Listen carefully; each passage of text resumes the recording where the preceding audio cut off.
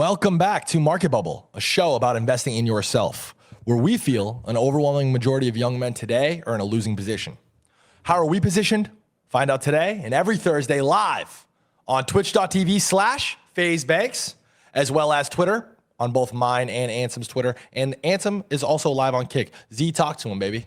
What's good? What's good, Chad? How we doing? Live on Kick and live on X. Yes, live everywhere, baby. We're live everywhere. Literally everywhere. Last week, I think we broke 85K. Yep. Wow. Wow. Bro, we're going to be number one on X by the end of this shit, bro. I promise you. I promise you. I mean, I'm seeing the numbers. I'm seeing other people spark up, go live. I'm seeing other shows similar to this one, and they're not really coming anywhere near what we're doing. So I know it's a superficial metric, and we shouldn't really care, but it is a direct, representation of the show and its success and people's interest in it. And we really appreciate you guys. We have obviously the chat aggregator. You guys are fucking spamming it. Bro, your Kick chat's so funny, bro. Bro, they're on crack. I keep telling them to stop spamming the fucking soul addresses. Bro, stop. Please stop spamming the Solana addresses. I'm going to give out the soul to people who are actually like in chat talking. Stop spamming. Facts. You're infinitely more likely, literally infinitely more likely to get picked if you just like say some cool shit or some smart shit. Yeah, 100%. I swear, bro. Like I will have to start banning people. I need a fucking mod in the chat. I don't know how you can, because you can mod it to where you do like terms, whatever, but every wallet address is different. So you can't, you know what I mean? Like you can't. Like there's no way to do automated way to do it. Yeah, obviously we'd already would have done this and moderated this, but you literally can't. And we don't want to ban everybody. I get it. I understand why. But yeah, I mean, you just posted a little article on your Twitter a couple hours ago, and I got the pleasure of being able to read this last night when you were putting it together. And you want to let's just start there? Yeah, we can. Yeah, we can. So let me see if I can pull this bitch up. Let's fucking see. Here, I gave it to you. I bet. Yeah, so this is I did an article basically on the thesis around Ansem the coin and why I think it's different than anything that's been done before. I'll just read. Let me see how long this shit is. I'll read some of it. I'll read the intro. I'll read the intro. So I said meme coins have proven to be successful in attracting retail speculation through deeply passionate communities, but have failed to produce sustained activity post-peak attention. Creators have proven to be successful in producing sustained revenues around diehard community of fans, but to date, there has not been a way to speculate directly on a creator's influence and impact. Ansem is the first real attempt at combining these two distinctly different things into one coin that aligns token holders around a unified mission and network. The mission is to be the largest singular or on-chain onboarding event in crypto history, while creating a network of people curious about trading markets, maintaining sovereignty around their finances, and contributing value back to the crypto ecosystem. I believe that tokenization can be uniquely effective here in combining these two novel primitives into a sustainable model that benefits both creators, speculators, and fans. So yeah, that's the gist of it. As you guys know, meme coins have gone crazy the past few years. Last year on Solana, bonking with most well-known. Before that, in 2020 and 2021, Dogecoin went to fucking 88 billion. And the creator economy has been growing a fuck ton, estimated to be a fucking $2 trillion market over the next 10 years. And nobody really has been able to tap into how to speculate on that market growing. Like it's really not been possible yet. Mr. Beast, for example, made like 100. Let me see how much the stats I have on it somewhere. Yeah, the most he interesting made 900 thing million last year from his businesses, but like and he has fucking 50 million plus followers and a ton of followers on all these socials. None of them can get upside in his influence. And so the idea is kind of to combine these two things together into one coin. I think he has 500 million followers actually, 500 million, or on YouTube. Yeah. It's fucking absolutely insane. The most interesting piece of this article for me, from reading it from my perspective, was the creator economy. I think you reference by 2035, if I'm right, 2035, it's estimated the entire market cap of the creator economy is going to be $2 trillion, north of $2 trillion, which is comparable, basically 1-to-1, the entire crypto market. The Bitcoin, all of the assets that fall under crypto are worth about $2 trillion. So that's fucking insane. Yeah, it's crazy, bro. And then it's really hard to it's hard to like quantify like the value beyond just the numbers, beyond just the financial shit, because like attention is just a different beast. You know what I'm saying? But no, it's a really good article. You guys should all go read that. Yeah. We have a new partner, as you guys can see above my beautiful big dome. Is it this way? This way. It's over here. Yeah. Venice AI, guys. Venice AI. Let's give Venice AI a nice big warm welcome. Chat. Let's see some W Venices.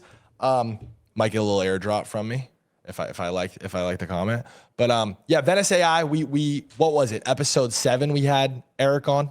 Super early. Yeah. Yep. Yeah. We had Eric on a few weeks ago, and it was one of our best episodes. It was one of our best interviews, and yeah, they've come on as an official sponsor. We love them. We love their team. We love their product.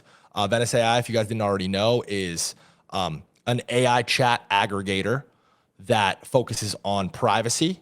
It doesn't ever share your information, your chat logs with anybody, including like their own internal shit. And the biggest one, this is what I use it for on a day-to-day, is there's absolutely like no guardrails in regards to things being censored. So you can literally ask what religion it thinks is the dumbest. You can ask it how to do all sorts of fucked up shit. And it will answer honestly, for better or for worse. I mean, I don't know if this is, if it's great that some fucking 13-year-old kid can go ask it how to fucking, ask it crazy shit, but it is what it is, things get a little bit dicey with Anthropic, Claude, ChatGPT, OpenAI. Obviously, these are run by people who have ulterior motives and biases, and they're politically aligned one way or the other. And that shit should never affect a product as powerful and important as AI. It just shouldn't. And that's basically Eric Voorhees' entire thesis and premise on building and developing this product. So super sick that we get a chance to work with them. We're gonna announce something for them at the end of the show, so stick around for that. And yeah, am I missing anything, Z? No, that was great. That's a great little thesis right there. But Was it? It sounded good. You crushed it. That was off the top, too. That was off the top. That's authentic. This product's the real deal. And we're only trying to work with products that we use, by the way. So again, I use this on a day-to-day basis for the reasons I listed. But I'm super excited, super appreciative that they see the vision with this show. W Venice. And Michael Cat, pick somebody from the chat who said W Venice. I'm not looking at it, but pick somebody to drop a little something too. Showing love. Yeah, bro. Fire. But yeah, no, I'm super excited about this partnership. I feel like it actually adds like diversity to the show. Like we always wanted to be AI, tech, crypto, and culture. And Venice is like our first big AI partner that we really align with. But we're also going to be able to do a ton of cool shit with them. Like we always talk about bringing on AI hosts or doing things with AI or building things with AI. And so now we have like an official partner that we can work with to do those cool things. So I'm super excited about it. Looking forward to see what cool shit we can do. POV to do. You're winning $1,000. W Venice in the chat. Appreciate that. And yeah, you are our second winner of the airdrop today. And speaking of airdrops and Ansem and bounties, yeah, I know you wanted to announce a little something to kick this show off before we really get into it. And yeah, you've been talking about getting your community more activated in the real world, having them create content around the mission and the token and everything that we're doing here. You want to just expand on that and let us know? Yeah, so I think like the best marketing for Ansem the coin and like the network is going to be not just me talking about it, but the community of people contributing to the network and building things around it. And I think one of the really cool ways that we can do that is with art. Like I've seen some NFT communities build some cool things around Ansem, but what I want to do is like encourage and sponsor some IRL artists to do like Ansem and Black Bull artwork. And so what I'm going to do, I'm going to set up a pump fund bounty. I'm probably going to do 10K, 1K to the top 10 submissions. And I'm going to reward like the art that people do that I think is the best and gets the most exposure. So yeah, I'm dropping that probably tomorrow, to be honest, and it'll probably run for like 2 weeks. But yeah, this is a cool one that somebody did. This is sick as fuck. Yeah, I'm gonna find this guy after we do the stream. But this is fucking fire. Like I feel like people doing shit like this all over the place will be fucking sick as fuck. It's really cool. I think it could go super viral. Like people who aren't in crypto and don't know about it can find out about it through this. Insane. So yeah, you're gonna run this one for 2 weeks, and we actually have kind of in tandem one running right now, which we announced the last episode, which is the commercial one, and that's only for 5 people. Yeah. But make a MarketBubble commercial you can use AI, you can use your fucking iPhone, you can do whatever you want. We extended it by a week. You have a week from today. We're gonna pick 5 winners for that one next week. So there's 2 bounties kind of running right now. It's this graffiti street art bounty. Z's gonna pick 10 winners, and then it's this MarketBubble commercial bounty, and 5 winners will be picked. The commercial bounty winners will be picked next week, and then the graffiti one will be picked the week following after that. You'll have by then you'll have some sort of landing page for these bounties, right? Like active bounties, closed bounties, winners and stuff. That'd be kind of cool. It would be kind of cool. I should set up a site for it. I wanted this actually article to live on a site. I'm actually building that out right now. But for the pump fund bounties, they'll be live on the app. Like you'll be able to see them on the same place you go to the main like Ansem pump fund page. You'll see the bounties there. Oh, so this is living on pump fund. Yeah, pump fund. Oh, that's cool. That's cool. Yeah, the pump fund bounty shit, the dare market shit, that shit's all really cool. If it's done the right way, if we can break out of just like the forehead tattoo meta. Yeah, I know, bro. We gotta do some cooler shit than the fucking degenerate shit. It's so dark, bro. It's so dark. It's so dark. Yeah. All right. Well, that's pretty much it for like the little pre-show stuff that we needed to get through. Let's get into the fucking show. Let's get into the meat of the show. Yeah, you called the bottom. I think it was what, 3 weeks ago? You called the fucking stone cold rock bottom of crypto. Stone cold rock bottom, bro. Stone bottom. You really did. I saw people giving you your flowers for that. Deserved. I have seen some other like counterpoints and people not who aren't believing it, who aren't sipping the Kool-Aid. Just to be clear, why are we not going lower, Z? Yeah, I mean, I think I spoke about a few weeks ago. I think Bitcoin and Solana particularly are at really crucial support levels. Bitcoin retesting its all-time highs from like the 2021 cycle around like 58K, 60K.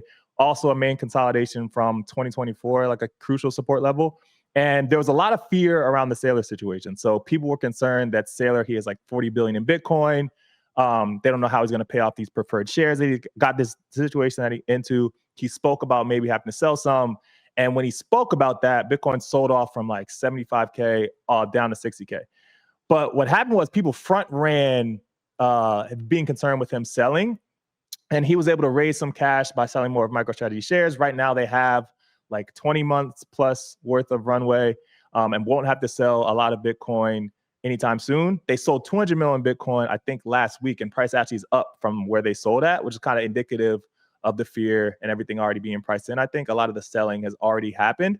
So that's a really crucial like level and sentiment bottom. I think what happened is you saw cash heavy TradFi buyers step in and start to allocate towards crypto, Bitcoin, ETH, and Sol. Honestly, hype has been outperforming on its own, but the majors really have been lagging behind. And I think it's a really great spot where you can see some capital rotation happen. I kind of spoke about how I thought Micron was topped a few weeks ago, and it is down like 30% from its all-time highs. And memory stocks have been dominating performance and risk the past year or so. And so there's a lot of unrealized and realized gains happening there. And I think the crypto's in a really great place to see a rotation happen, especially if we can get some tailwinds around like some consumer breakout applications or like some metrics that look great. Solana on-chain metrics recently hit all-time highs across the board last week. Hyperliquid still dominating and doing well. You have Lighter and Robinhood announcing their partnership. Robinhood's L2 and Lighter is going to be the perps platform for like Robinhood users outside the US. So there's a ton of like institutional capital that's focused on crypto right now. At the same time, the CT sentiment is really poor. And typically when you have a divergence like that, it's a great place for a bottom. I think there's a lot of sideline CT crypto native capital that is predicting we bottom in Q4 because of the crypto 4-year cycle that everybody predicts has happened pretty consistently the past like decade. And you included Rhino in your top 25 CT accounts of all time. And yeah, he's a guy who I know that we respect on the show. Yeah, super smart guy. And he has a couple of tweets along these lines. We all know we ain't entering no damn crypto bull market right now. Yeah, Rhino's a great trader. I think honestly one of the best traders on CT. But there's a lot of great traders who wait for price to confirm momentum. And you haven't seen that momentum shift happen yet on any of the majors. Like you're predicting the bottom is in before it's clear that the bottom is in is what I've been doing. But I think if you see Solana back over like 100, if you see Bitcoin back over like 80K, then I think a lot of those traders who are like saying we're not going to start a bull market right now will probably flip back, at least for a momentum trade, swing trade. And is that why you feel like we're kind of stuck in the middle almost? It's kind of the essence of this tweet also. Yeah, we're betting on further downside from majors, but we're I don't know where he's getting the pump. MM's pumping up alts from. I feel like alts are crushed, but yeah, I do agree that a lot of the downside has happened. He's essentially saying that like the bull market isn't starting right now, but a lot of the downside has happened. So I wouldn't short here, which is kind of what he's saying. By the way, this is where you called it. Just got to give you your flowers, bro. It's bottom tick, bro. Yeah, literally, your tweet was here. Like bottom tick, the literal stone bottom. Yes, I called Solana, I think at like 69, and then Bitcoin at like 58.7K or some shit like that. I think we're in a great spot, bro. I really like the spot because sentiment is consensus that we're not bottom, and that's typically when you get the best returns, when you're asymmetrically positioned on risk. So, got it, bro. We got to talk about this McGregor thing. This is like one of the craziest stories of all time. And I know the word scam is kind of often, especially like more in mainstream culture, synonymous with the word crypto, unfortunately, for guys like us and shows like these and in industries like the ones that we fucking care about so much. Yeah. But was this McGregor fight the biggest scam of all time? Like, have you looked into this? There's a lot of money on him, bro. That's all I'm gonna say. There was a lot of fucking money on McGregor. I saw a figure that quoted it at $500 million. Was 500 million? Yes, was basically wiped out. Bet on him? Yeah. Or 500 million was bet in total, and then 90% of the money was bet on him. So that would be fucking north of $400 million, that's worse than fucking Trump. That's worse than fucking Melania. That's worse than Libra. That's worse than any scam we've seen in crypto. That's debatably worse than FTX because FTX didn't really hit retail. It's like, this is fucking crazy. Did we have the fucking video of the fight? What happened? Because I saw a clip of it. He didn't even really fight, right? He immediately it was over. So the conversation around this is basically he was already injured. Like, that's what the speculation is saying. And he's fully defending against this. He's saying that's not the case. And we'll pull up a tweet from him. He actually tweeted something which is fucking crazy to me as well. His tweet today was nuts. But this is a clip of him kind of like his right leg. Yeah. Yeah. Why is he stretching like that? He like loses balance and obviously a little bit irritated. I don't know if it's obvious. I don't know if I'm being a fucking asshole.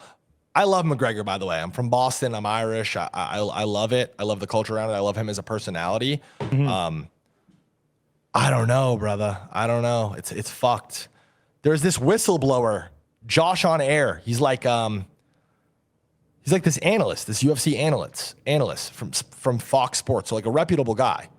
ESPN, UFC Fight Pass vet, whatever. And he says, my UFC credentials have already been revoked, so I've got nothing else to lose. Here's the truth. Conor and team informed Dana earlier in the week that he had a knee injury. This is a direct accusation that he was injured. Wow. He told Dana White, he told the UFC that he was injured. Dana told him the show must go on, no refunds. No refunds. We'll get back to that in a second. Because of the financial implications, McGregor was forced to try. People inside became aware. That's why the line moved prior to the walkout. Excess 80% of money was bet on McGregor. Like I said, 80% of fucking 500 million. Like, that's insane.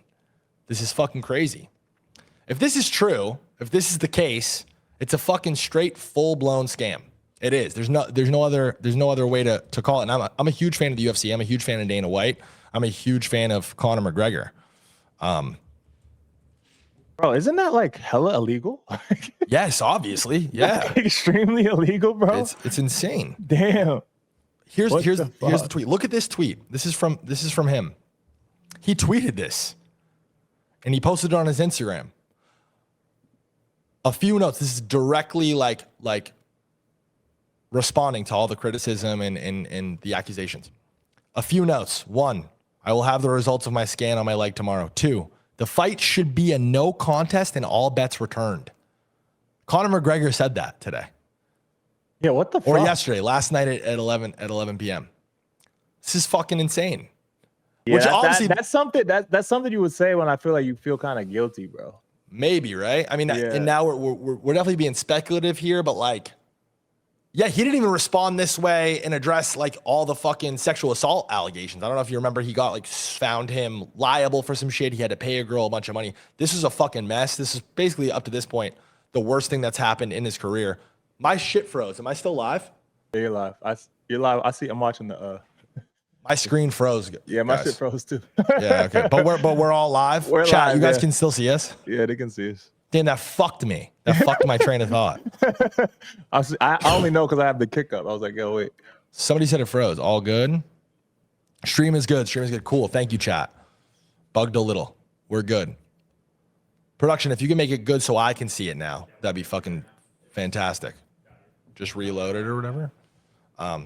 Sorry, guys. Production a little wonky. Somebody said Mossad attack. That's insane. That's the state of the internet right now, bro.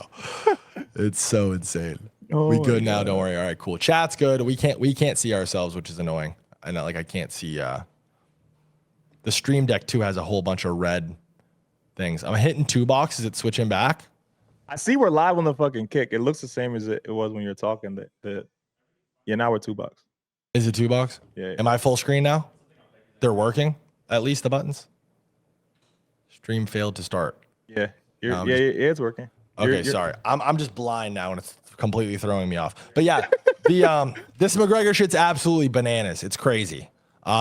It'll be an interesting thing to follow and see how it develops, but yeah, it goes without saying. If he was injured and the UFC knew about him being injured and he didn't want to fight, and you know, anything along the lines of the show must go on, and $500 million was allowed to be bet. Bro, like that means the sports books made so much money. I think the reason people are saying it's possible is because if 90% of the money was on McGregor, then like the sports book printed on this being the outcome. Yeah, of course. Like a crazy amount.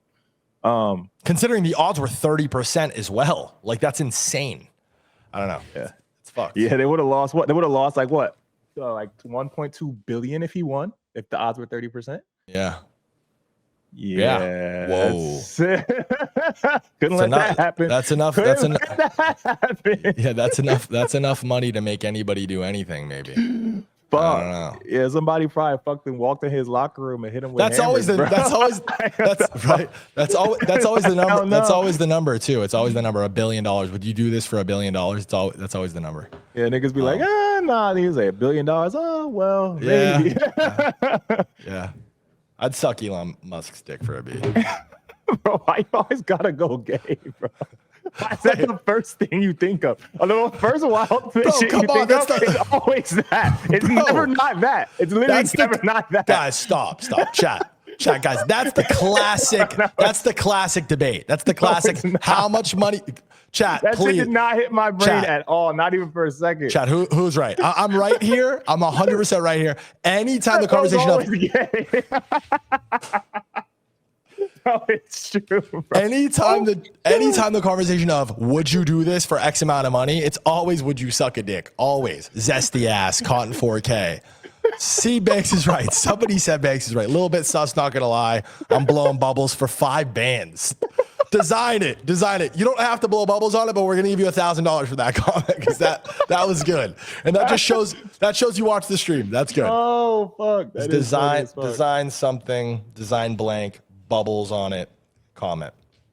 Yo, that's fucking hilarious. Bro said I would swallow too. Nah, bro. That's it. Okay. Yeah, this is too much. Oh fuck! All right, no more technical difficulties. Yeah, we're back. I can see myself again. On to the next. Yeah,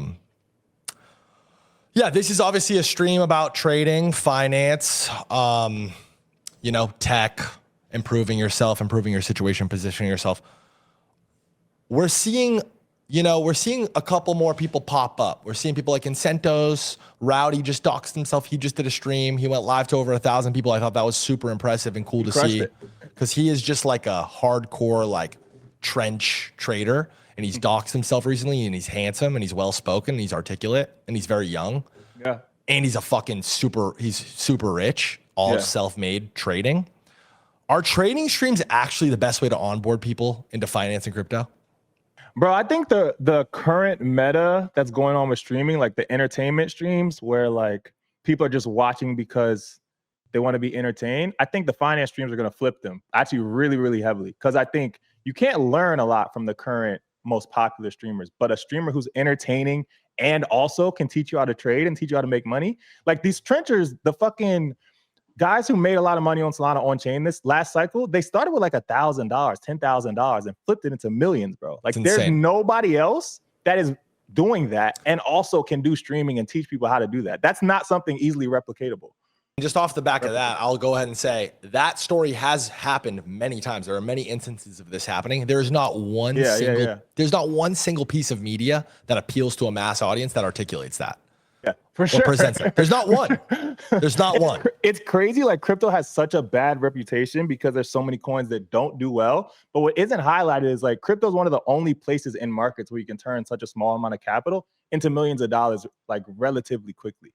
Just because of like how risky it is and like the skill level it takes to do that. Like you, obviously there are a lot of losers and not a lot of people are going to be able to turn 1,000 to 1,000,000. But the possibility that exists in crypto, I think it's something that's not highlighted enough. That actually that reminds me, there is one other industry and market and product that you can turn a very small amount of money into a very large amount of money, and that's gambling. Options, I guess. No, gambling, casinos, like crypto casinos, gambling. And obviously we know, as people who have studied these markets and understand the way that they work, that's minus EV. That's the quickest way over. It's not skill based. It's like absolutely not. Crypto, you can fucking print if you're really good at it, like fucking SanDisk, Micron, if you caught those early. But gambling is like. But this is my This is my point. Look at gambling as an entire industry. Look at even how like these games look, how they act, how they feel. It's totally been gamified. Yeah. It's totally caters to like attracting an audience and being engaging and being entertaining. It's all entertainment. Like Vegas is a whole, you know, the lights, the flashing lights, the fucking shows, everything. Come here, come have a great time and maybe spin a slot.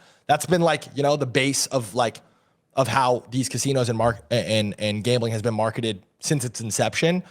It's not skill-based at all. It's actually over the long enough period of time, minus EV, you just go broke. Like it's been studied and proven a million times. The longer you gamble, the more money you lose. That's just how it works. Yep. The only real way to get rich in gambling is buying a fucking lottery ticket and being, you know, astronomically lucky as and being fuck. chosen by the fucking gods at random. Versus, I just don't see enough people talking about that. Like this kind of triggers all the same things like psychologically that gambling does, at least for me, like when I'm trading, like it's kind of the same thing. I get the same sort of dopamine, except there's a way to scale it. There's a way to scale the skill. There's a way to actually make money. It's valuable and it's worth learning. You know, that's why I think shows like this are so important. To kind of bring it back to the initial question, are trading streams the best way to onboard people? I think so. I think that there has been close to zero content that's actually entertaining, that can attract people and throw a wide cast net out and bring, you know, normal people into these conversations. Because again, the story of Rowdy, for example, he went live. Obviously there's some sort of interest in it because of X, Y, and Z reasons, but the entire come up, the entire story was articulated in what? It's buried on Twitter. It's in tweets. Twitter and Telegram, bro. Twitter and Telegram. Chats, yeah. Imagine, you know, on some Kanye West shit, that motherfucker documented the whole process from the day he started streaming to the day he made his first million, till the day his port fucking, you know, 8 figs. It's like, what the fuck? He would be the most popular, like if not one of the most popular. Easily. Yeah, he would have millions of followers. He'd be able to fucking, I don't think Rowdy would ever do this, but he'd be able to sell courses. He'd be able to do anything. Every fucking partner. It's funny. Me and Malcolm talk about this a lot. We talk about this too, you and I, when it comes time to talking about, you know, sponsors or deals for the show or products that we'd like to work with. There's almost, we're at a spot where there's almost more products than there are creators, which is true, bro. Which is insane. It's insane. Everyone offers perps. Everyone offers some sort of trading terminal. Everyone offers prediction market. Everyone offers everything. Like there's so many of it. And then there's really like 4 or 5 guys who are really consistently making content that hits any sort of like notable number of people. That's true. It's interesting because like a lot of the people who are really good traders, they don't want to be public and they don't want to be like public facing personalities. Like the skill it takes to do good content and like be a good marketer is usually not the same skill it takes to be a good trader. So like there's very little people who have the overlap of those two things. And if you are one of the people who has the overlap of those two things, you kind of like have a responsibility to do it, especially if you're teaching people the right way. And you're like actually know how to trade and you actually made your money. Even fuck the responsibility piece. It's in your interest. You are a unicorn. The person that comes to my mind. No, but seriously, the person that comes to mind immediately for me is Tfue. What I saw so much in Tfue is one of the most, you know, renowned Fortnite pros of all time, most decorated, and definitely one of the most viewed Fortnite pros of all time. I think, you know, in the power rankings of like biggest Fortnite streamers of all time, I think Ninja gets the #1 spot by default, but I think Tfue is definitely #2. And why I think that was ever possible for him to do is because one, he was incredibly good at the game, skill-wise, phenomenal at the game, but also was entertaining. And just like you said, these things are very, very rare, even on their own. Yeah. It's astronomically rare. It's like you are truly a unicorn if you can hit both. And he just hit both, you know? It's very, very rare that you find a pro in any like esport that's like mainstream entertaining, that can like hold an audience and engage with as many people as like a stable Ronaldo or an Aiden Ross or a Kai Cenat.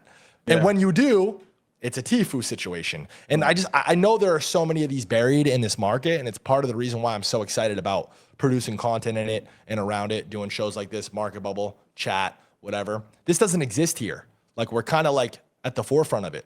And Ansem just went straight dark, left me all by myself. Yeah, I can hear you. Yeah, they can hear you. Aura. What the fuck? What the fuck? What the fuck? That's so good. Someone said Black Bull. Someone said Black Bull loading. Black Bull. Yo, bro, literally just turned and morphed into the Black Bull live. You guys saw it, bro. You guys saw it. I got superpowers, bro. I'm like one of the X-Men, bro. I am. All the videos, all the memes. That's insane. Fuck. Holy fuck. That's fucking. You actually had a really cool tweet about this, and I before we close the conversation. Oh yeah, bro. Because I watched their streams. I was watching Rasmer. And then Rasmus was like, yo, we're going to watch Rowdy's first stream. And he put on Rowdy's first stream. So I was watching it. I never even watched or like been in a chat with this kid before. But apparently a lot of people think he's like a really good trader, really smart dude. So I watched it. Who, Rowdy? Rowdy, yeah. You never met Rowdy at my house?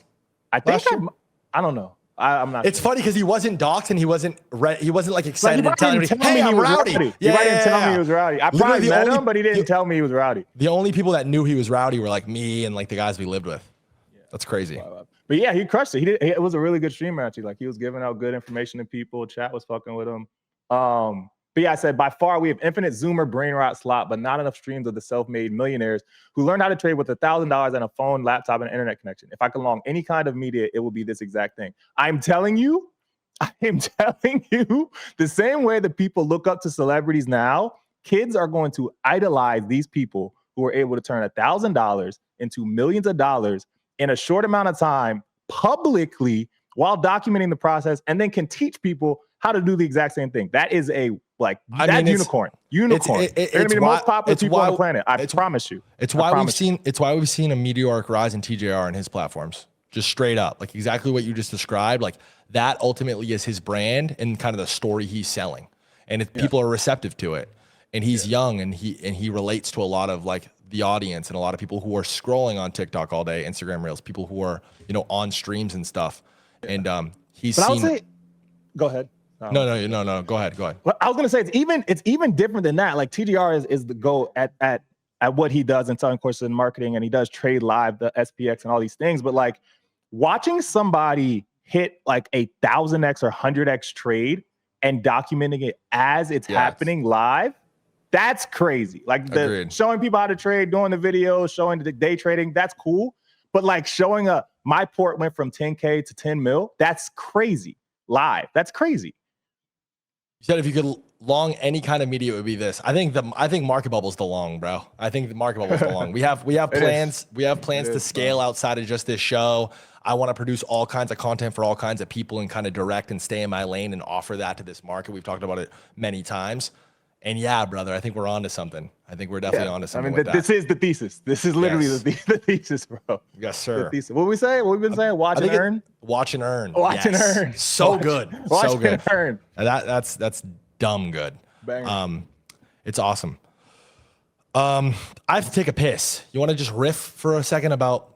You can go off on that. Maybe go, because this is another thing about the article that you just posted. It's kind of a lot. Like, it's very in line with this. Like, you mentioned this, and I feel like the audience would really appreciate your POV, because I can talk all fucking day about like attention and content stuff, but like, you always have a good fresh take, and your perspective is it's very unique. Yeah, no, I got you. Let me put on my fucking. Here we go. Yeah, so I mean, I've been speaking about this for a while. I think one of the things I talk about in this article is like, what past case studies didn't work around the like social tokens and attention tokens and all these things. But I really think that it's going to be clearly evident that betting on individuals and their influence and people who can teach and like educate is a market that's definitely going to exist. And I think the reasons for why these past cases failed, they also had some things that they did really well. Like Friendtech, for example, I don't know if you guys know Friendtech, but yeah, a social app on Base essentially allowed you to speculate on individuals, and you could buy keys to get in a chat room with somebody on this bonding curve. The issue was it was like 5% buy and sell on these keys. And then as the curve got more aggressive, it like basically became prohibitively expensive to join the chat. So the speculation piece they did well on, but like it didn't scale. Like it doesn't scale the same way that tokens do. And they weren't able to innovate on like their V2 of their product. They actually diluted it by allowing people to speculate on rooms. And I think that's what a lot of the social has fucked up on in crypto is like diluting how many things that you can speculate on. Zora did the exact same thing where you could speculate on the individuals, but you also could speculate on every piece of content that they did. And I think the better model is like to have one token attached to something else that's larger to the person, and then have many different value, different ways you can attribute value to that one token. Instead of having like many to many, it's like one to many. But I talked about, this is actually a good article. But this was like, Kat, I don't know if you guys know CL.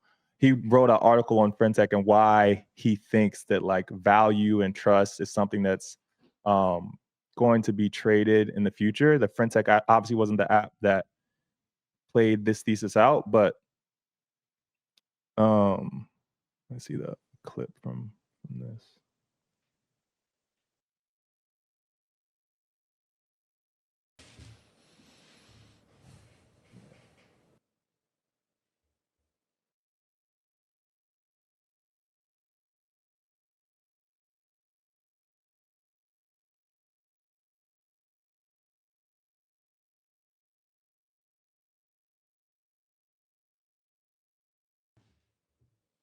Yeah, but that's essentially there's been a lot of different platforms that have tried to do the social token attention thing and have failed for a few different reasons.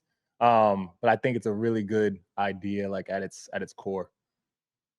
What, like investing in people, being able to invest in people? Not people directly, but like the trust value associated with people and like the influence that they can have on markets. Like people who are able to educate and innovate. Like as I said, the creator economy is growing to be huge. And it's going to grow to be even bigger, especially with creators that you can learn from.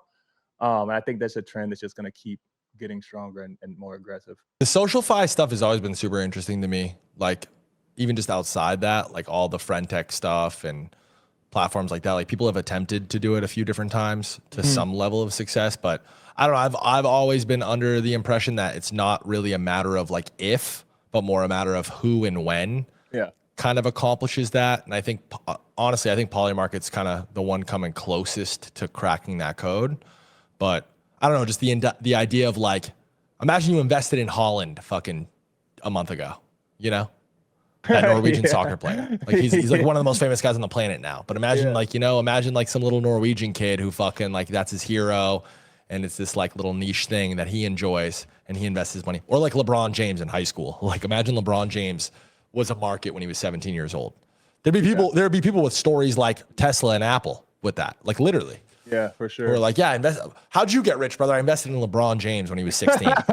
That's sick. And that it sounds like it should be a thing. It's kind of a good little segue into this next thing. There's been something I've been thinking a lot about, and I know we've had conversations about this also, but I feel like just even in line with the content stuff and how important the content stuff is, I feel like we need to gamify trading. And I feel like the race to gamify trading is like a really important one that I don't know that a lot of people are talking about or focused on. But I don't know. I saw you interact with a tweet. I think from Vibu was the Twitter. Mm-hmm. And it was something like this. It was probably a good spot to build a viral social app on Solana. Wellspring of capital, retail participants. Base publicly seeded this category. Perfect conditions for new pump fund, Friendtech, drip, in my opinion. You said agree heavily. Yeah. Want to expand? I think I agree on the gamifying trading piece. I think one of the reasons that people are like shy away from trading is they think it's too difficult to learn. And they kind of shy away from finance things in general. And there's like only a small subset of people that do think it's interesting to learn about. But if it was more attractive to the average person, anybody can learn how to trade. Like there's nothing that prevents somebody with zero knowledge about trading to learn how to trade. It's one of the easiest things that you can teach yourself on your own. I think this is why meme coins are so successful. Yeah, I agree. I think like meme coins make it like a game for people. It's like entertaining. It's very easy to understand. It's easy to understand. It's like I said this the other day. I was like, one of the reasons that Dogecoin went so high is because you have this set of buyers who were never going to buy stocks, didn't care about stocks at all, and didn't have any money invested in the stock market, but they'll invest in Dogecoin. And they'll invest in Dogecoin because they relate to the meme. They think the meme's funny. It's like fun to invest with their friends and all these different things. Elon's attached to it. So something that they can understand easily and is relatable.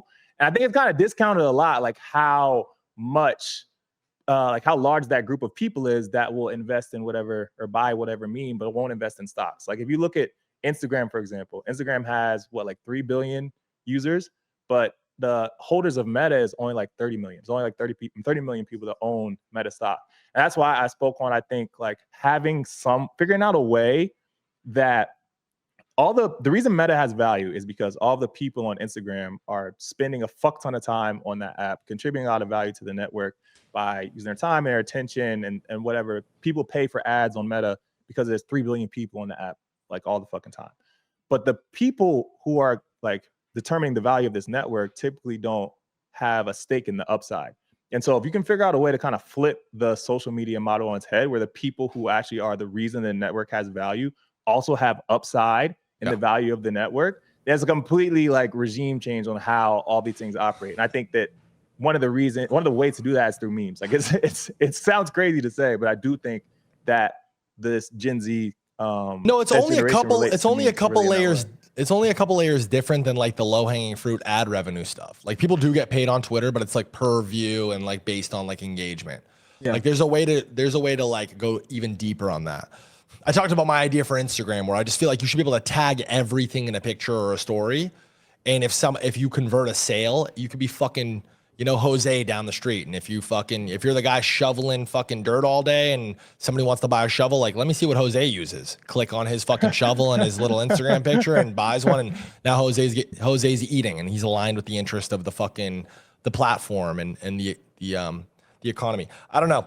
It's just, I feel like same way that there's like a fucking Duolingo for fucking learning languages, there should be some shit like that for trading, like learning how to trade, though. For sure. Seriously. Or just like masking it and painting it in a way, because it is a game. Like when you think about it, like at the end of the day, what is a video game? A video game is lines and lines of code, right?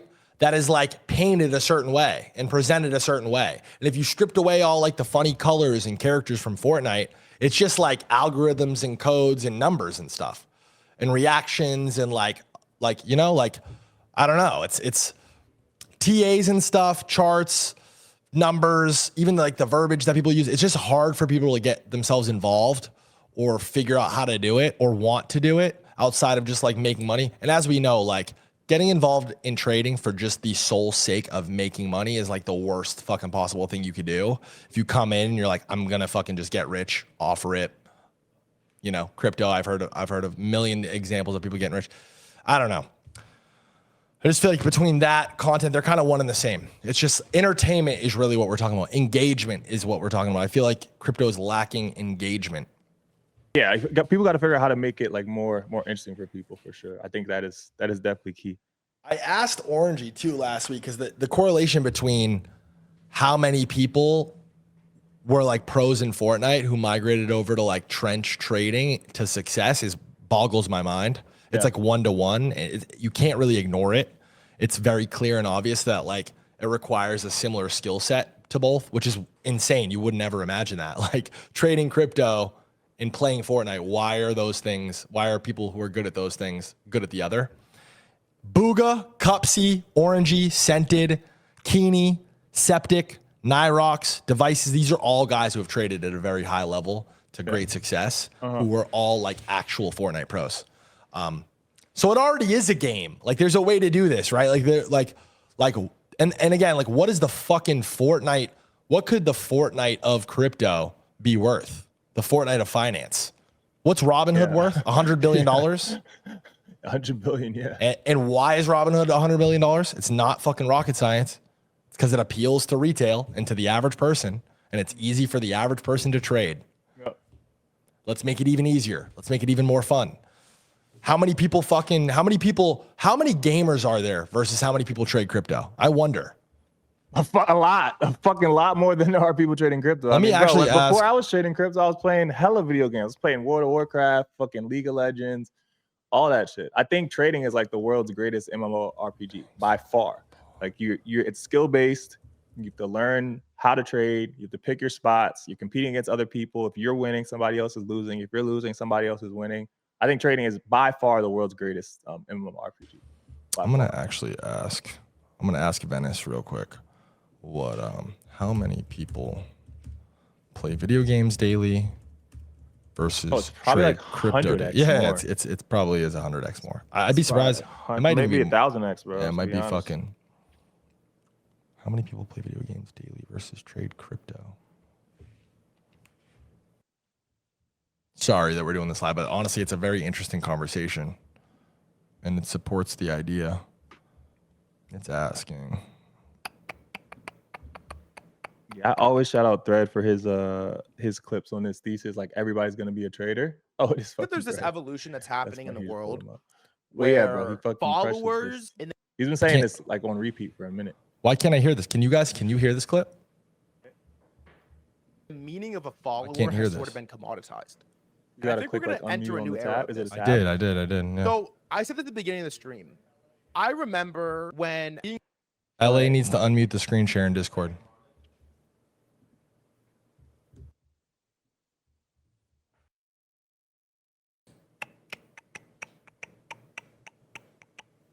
Let me know when it's ready. Yeah, this was us talking about something else. But I got the figures back. So gaming, 3.5 billion people play video games. Daily players are around 1.5 to 2 billion. And then crypto.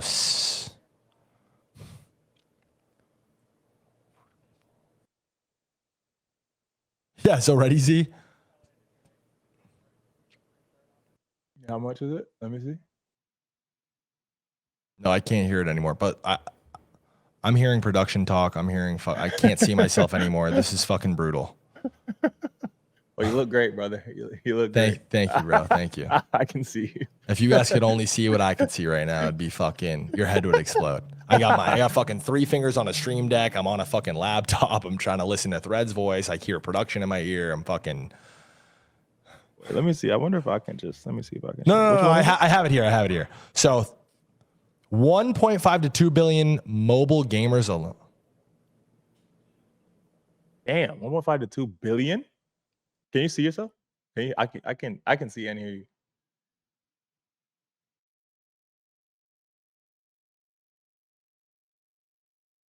I can hear production. Just having a full blown conversation.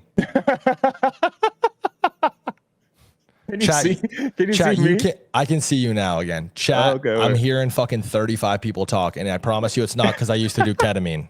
It's because there's fucking 5 people talking in my headphones. Can you guys hear me, production? Production rage baiting is absolutely that. Give that kid $1,000. High ground 7. Production rage baiting. Yeah, that's a good comment. That's a good comment. Fucking hilarious, bro. High ground. Production rage. Yeah, let's talk to chat. Put chat in the middle. How do we put chat in the middle? Yeah, we could do that. What's good, chat? High ground 7 on Twitch. Congratulations, you're getting a little airdrop. Production rage baiting. They're trolling too much. Bro, I don't know why they keep spamming addresses. We have not given out any cash to people who are spamming addresses, bro. It's not gonna happen. Literally, it's the best. By the way, it's literally the best way to not get picked. Yeah, like, why are you I doing literally picked somebody last stream that fried me. I forget what it was, but somebody like fried me. Somebody told me I was fucking 50 years old. Oh my god, bro. Oh, it's funny as fuck. All right, cool. Nope, I can't. I cannot hear the video, unfortunately. No, I didn't switch scenes. Where is it at? Let me see if I can play it. Why is production doing this? Why are you guys touching the fucking the why are you guys switching to my laptop when I have 30 things open? I'll switch to my laptop. Just make the fucking audio work so we can watch this fucking clip. Where is it at? It's at 14. I want to see if I can. By the way, now it's not even loading on my laptop. The internet just went out. Like, yo, you guys want me to fucking blow this place up. This is insane. Somebody said Banks is alpha. Don't spam soul addresses. Facts. Oh, Jesus fucking Christ. Oh, fucking crying. I can't hear him on mine either. If you guys don't fix this in the next 10 minutes, I'm taking a shot of vodka and breaking my sobriety. 3.5 years I've been sober, and it's going to all be on you guys. I'm going to rip a shot of vodka because it's the only way I'm going to make it through this. Oh, my God.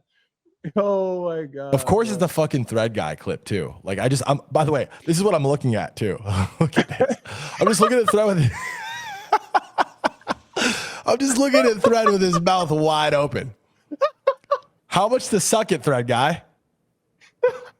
Hey, TG, I got $1 billion for you to suck it. It's so stupid, dude. This is so stupid. Oh, yo. Wow, bro, that's fucking hilarious. Thread in the chat, come on, bro. I see you, TG. God, bro. TG, we'll give you a little airdrop. Just kidding. You're fucking rich. That's You get nothing. funny, bro. That's fucking funny. I love seeing thread. Thread's in the chat, guys. W thread guy in the chat. W thread Guy in the chat. Oh my God. That's The so throat goat. Thread guy, the throat goat. That's what TG stands for. Yes, dude. Yes. That's so good. Holy fuck. How have I never made that connection? That's insane. TG, the thread goat, the throat goat. All right, guys, seriously, what the fuck? What do I do? Are we gonna be able to hear Jesse? Because I think is he ready? He'll be ready in a minute. Are we gonna be able to hear him? Here are those final figures, by the way. It's 10 to 30 million daily traders versus 1.5 to 2 billion daily gamers. So yeah, about 100x. Yeah, about 100 times more people are playing video games regularly than trading crypto. Yeah, not to mention, like we talked about creators and content in crypto. I mean, compared to like the biggest gaming channels, let's talk about Beast Gaming and fucking PewDiePie and, you know, fucking FaZe Clan. Like there's nothing even remotely close to any of those in this niche. Not yet, at least. But I think they're kind of one and the same. One helps the other. Give us content to make, you know what I'm saying? These platforms and these fucking in these products. Yeah. Because we'll use them. We'll talk about them. We'll fucking... Yeah, we need more experimentation, to be honest. Like I'm actually, that's what I think we're lacking in crypto right now is more content. Experimentation. Yes. And more content. Yeah. The experience. Jesse in the back room. Jesse is in the waiting room. So Z, you want to give them a quick little rundown? Chat W Jesse in the chat real quick one time. Yeah, chat. So we're gonna have on Jesse Pollak from Base. He's been leading a lot of the direction of the Base app the past year or a couple of years, to be honest. But yeah, a hugely important person in crypto. Great guy, and is really diehard passionate about onboarding people to the crypto economy. So we're excited to have him on. Excited to have him with us. Chat loves you already, Jesse. Let's bring him in, guys. Jesse to go. Production.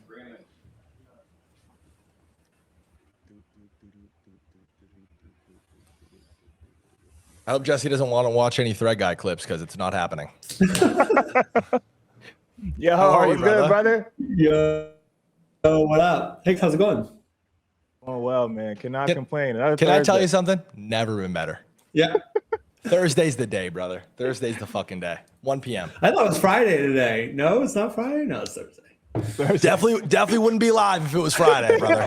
We would not be having this conversation if it was Friday. But hey, Jesse Pollak from Base, thank you so much for coming on today.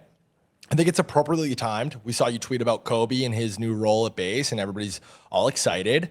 And yeah, CT, very rare that CT kind of comes together and responds in an overwhelming overwhelmingly positive way, unanimously. And that was kind of the experience yesterday with that. Do you just want to introduce yourself to chat, our channels? Obviously, my background is in more traditional media and stuff. It's likely that some people in my chat might not know who you are, what you do, Coinbase, Base, all that. Yeah. Well, hey, everyone. I'm Jesse. I'm the creator of Base. I've been working in crypto for 13 years now. Dropped out of college, started a company that got acquired by Coinbase, spent 5 years at Coinbase leading all of the consumer businesses on the engineering side. And then 5 years ago, started the journey to try and figure out what it meant to bring Coinbase on chain, what it meant to bring 1 billion people on chain. That led to us launching Base in 2023, and I've been growing it ever since. For those who don't know, Base is the blockchain for global finance. The goal is to basically make it so trading, payments, agents run on this incredibly powerful global platform for money that lets anyone anywhere do whatever they want with money in an incredibly new and exciting way. And so we've been working on that now for a few years. The Base app has been a part of it. We shared some news on that yesterday, but overall just fired up to be here and fired up to keep bringing people on chain. Amazing. Thank you, brother. Appreciate you, bro. Appreciate you. Yeah, so I guess I know, could you speak a little bit about like the direction that you guys are going with Base now? I know you talked a little bit about social and the direction with social. Can you talk a little bit about why you guys are like shifting focus right now, and what you thought could have gone better that didn't go as well as you planned, and what your intentions were before? Yeah. Well, I wrote all this out, I think, in a post yesterday morning. But I spent basically all of 2024 and 2025 making 2 bets as we were thinking, or as we were bringing Base to the world. The first was a bet on builders. Basically, every innovation, whether it's in Silicon Valley or elsewhere in the world, we think has been created by builders, and we think that's the same thing going to happen with crypto.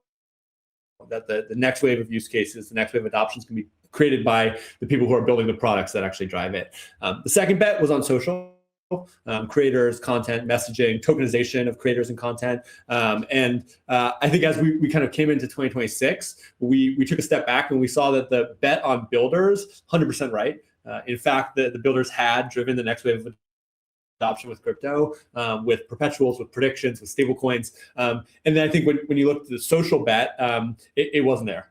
And so we basically kind of pulled a shift right at the beginning of 2026, reshifted the Base app's focus to trading, shifted the chain's focus to trading and payments and agents, basically focus on upgrading the financial system. And I said in the post yesterday, when you spend 2 years making one good bet, but one maybe bad bet or wrong bet, making a pivot like that, it's a hard thing to do. And I feel like a lot of the first half of this year was kind of starting to play catch of seeing where the gaps were, getting punched in the face a little bit by people who maybe we'd let down in the focus or felt like we weren't serving as well as we could have. And my attitude with that kind of stuff is when you get punched in the face, you get back up. And when you're just eating shit all day, you put your head down and you build. Because at the end of the day, the only thing you can control is the impact you're making on a day-to-day basis with your customers, with your team. And so that's what I've done for the last 6 months. I'm writing code again. I'm spending a lot more time with customers, with builders of all kinds. And then, we shared it yesterday. We actually made the call, about a month ago to let me fully focus on the chain and fully focus on this mission of building the blockchain for global finance, which meant taking the consumer product, the Base app, and shifting it back to the mothership, where Jordan, my friend Kobe, is now going to get to run that. And so, I think that's awesome for the Base app. It's awesome for Base, and it's awesome for Coinbase because Kobe's a beast, and it's been awesome watching the impacts he's had already, just in the 9 months he's been at the company, and I think he's going to do really big things for us. He's gonna crush it. You guys are gonna crush it. It's awesome. And listen, bro, don't give these fucking people who are punching up at you too much credit. Honestly, as we all know, and as we've all fell victim to, this market has a funny way of always finding someone to blame besides themselves, a scapegoat. Your attitude's always been super positive, and you've added so much. You've added so much to this industry and this market. You've dedicated your entire life to it, your entire company to it. Like you said, acquired by Coinbase. You're the fucking GOAT. Yeah, well, I appreciate that. I mean, I feel like it's my job to just like show up every single day, and there's always gonna be haters. And sometimes you regret, taking a big bet. But I think for me, it's like, yes, there's a lot of stuff we could have done better. Yes, there's a bunch of learnings from it. But I don't want to get into a place where we're stopping to take big bets. That's how we lose. Yeah. Starting base at Coinbase was a big bet. I spent a year falling on my face. People basically like telling me, you're not doing anything right. They shut down my team, and then kind of out of the ashes, I was like, give me one more go. And that was what turned into base. And at the time when we started it, no one really took us seriously. We had to pull together people to work nights and weekends on it. I don't think anyone thought it was going to be a thing. And now here we are a few years later. Base is one of the most important blockchains in the world. It's the largest market for spot Ethereum, Bitcoin trading in the world. It's one of the biggest stablecoin payments rails in the world. It's the biggest place for agentic transactions on-chain in the world. And that was through That's insane. a start of no one taking us seriously. And then through 3 years of making mistakes and people hating on us. And again, the attitude is always like, keep taking big bets, keep showing up, keep eating the shit, even when it doesn't taste so good, and just keep trying to change the world. And so it's cliche and it's been said a million times, but the biggest risk to take is to not take a risk, And like 100%. We talk about that a lot on the show. It's really funny, pretty much across the board, unanimously, across every guest we ever had a conversation with, this topic comes up as like a paramount piece of their success and how they got there. We had Luca Netz on last episode of Pudgy Penguins, and emphasis on just taking risk and taking bets. That's what we're all here to do. So yeah. I think honestly the bets, like the non-consensus bets that you make, are the ones that pay off the most by far, especially in crypto for sure. Like you said, even doing base was a non-consensus bet, and I kind of align with that because I've taken my fair share of non-consensus bets in crypto. Like 2023 for Solana was like a huge non-consensus bet. Like everybody was like, "You're crazy, you're out of your mind." Well, that was the beginning of Ansem. That's the lore, bro. That's literally the spawn. I mean, you're taking a non-consensus bet right now. I said in my post yesterday, like, is Ansem a creator coin? I am. Ansem taking the creator coin bet at the bottom. So and just on that, I think that over the next decade, just like finance is upgraded, I think social is going to get upgraded by crypto too. I think tokenization is going to be a huge part of it. I'm not giving up on Jesse. When I launch something, I don't give up easily. It's not going to be the focus of base for now. We're focused on upgrading finance, but I'm super excited to continue to watch you cook and hopefully learn some things from it. And creators have a raw deal right now. They make all the content in the world, and it gets basically taken by big platforms that then monetize it and give like a small cut back to creators. And so there's definitely a lot of fixing that can come there, and we'll get to it after we upgrade finance. And you spoke a lot about on-chain, like onboarding people on-chain. Do you think I've saw it? I know Coinbase has like 100 million users, right? Have you ever thought about like if maybe it's not onboarding people on-chain, but like allowing people to use applications that are using crypto rails underneath without them knowing? Because it seems, from my perspective, from my point of view, there's a ton of people on Coinbase trading in the central, the mobile app. There's a ton of people on like Robinhood trading on their mobile app. But it's typically a lot less of those people that go direct on chain or like creating wallets if it's not like under the hood made, like done for them. And I think you guys have done a good job of like integrating Coinbase wallet directly in the app. So people who have the app just automatically have access to that. So I'm curious your thoughts on that, if you think it's going to look different than kind of how you envisioned it before. Yeah, and we've been through a whole journey on this, and I built a consumer product for 5 years and the base app for a bunch of that as well, and so I've gotten to see it. In the Coinbase app, we started with no products on chain, and then in like 2021 to 2023, we added this like Web3 section of the base app. Of Coinbase, where you could kind of go and create a new wallet and do a bunch of things in there. Trade crypto assets and send and receive, buy NFTs.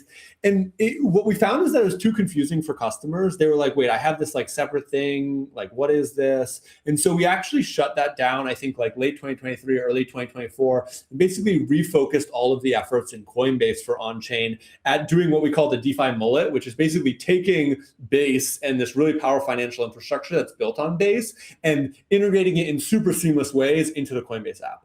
And that's been hugely successful. I mean, I don't know if you've tried it or not, but there's a product that lets you borrow against Bitcoin, Ethereum, Ripple, basically any crypto that you hold in Coinbase. You can get dollars against it at super low rates, which lets you kind of save your crypto and get access to capital, lower rates than a credit card, lower rates than a payday loan, lower rates than pretty much any other kind of consumer loan that you can get on the market. That product is entirely built on Base.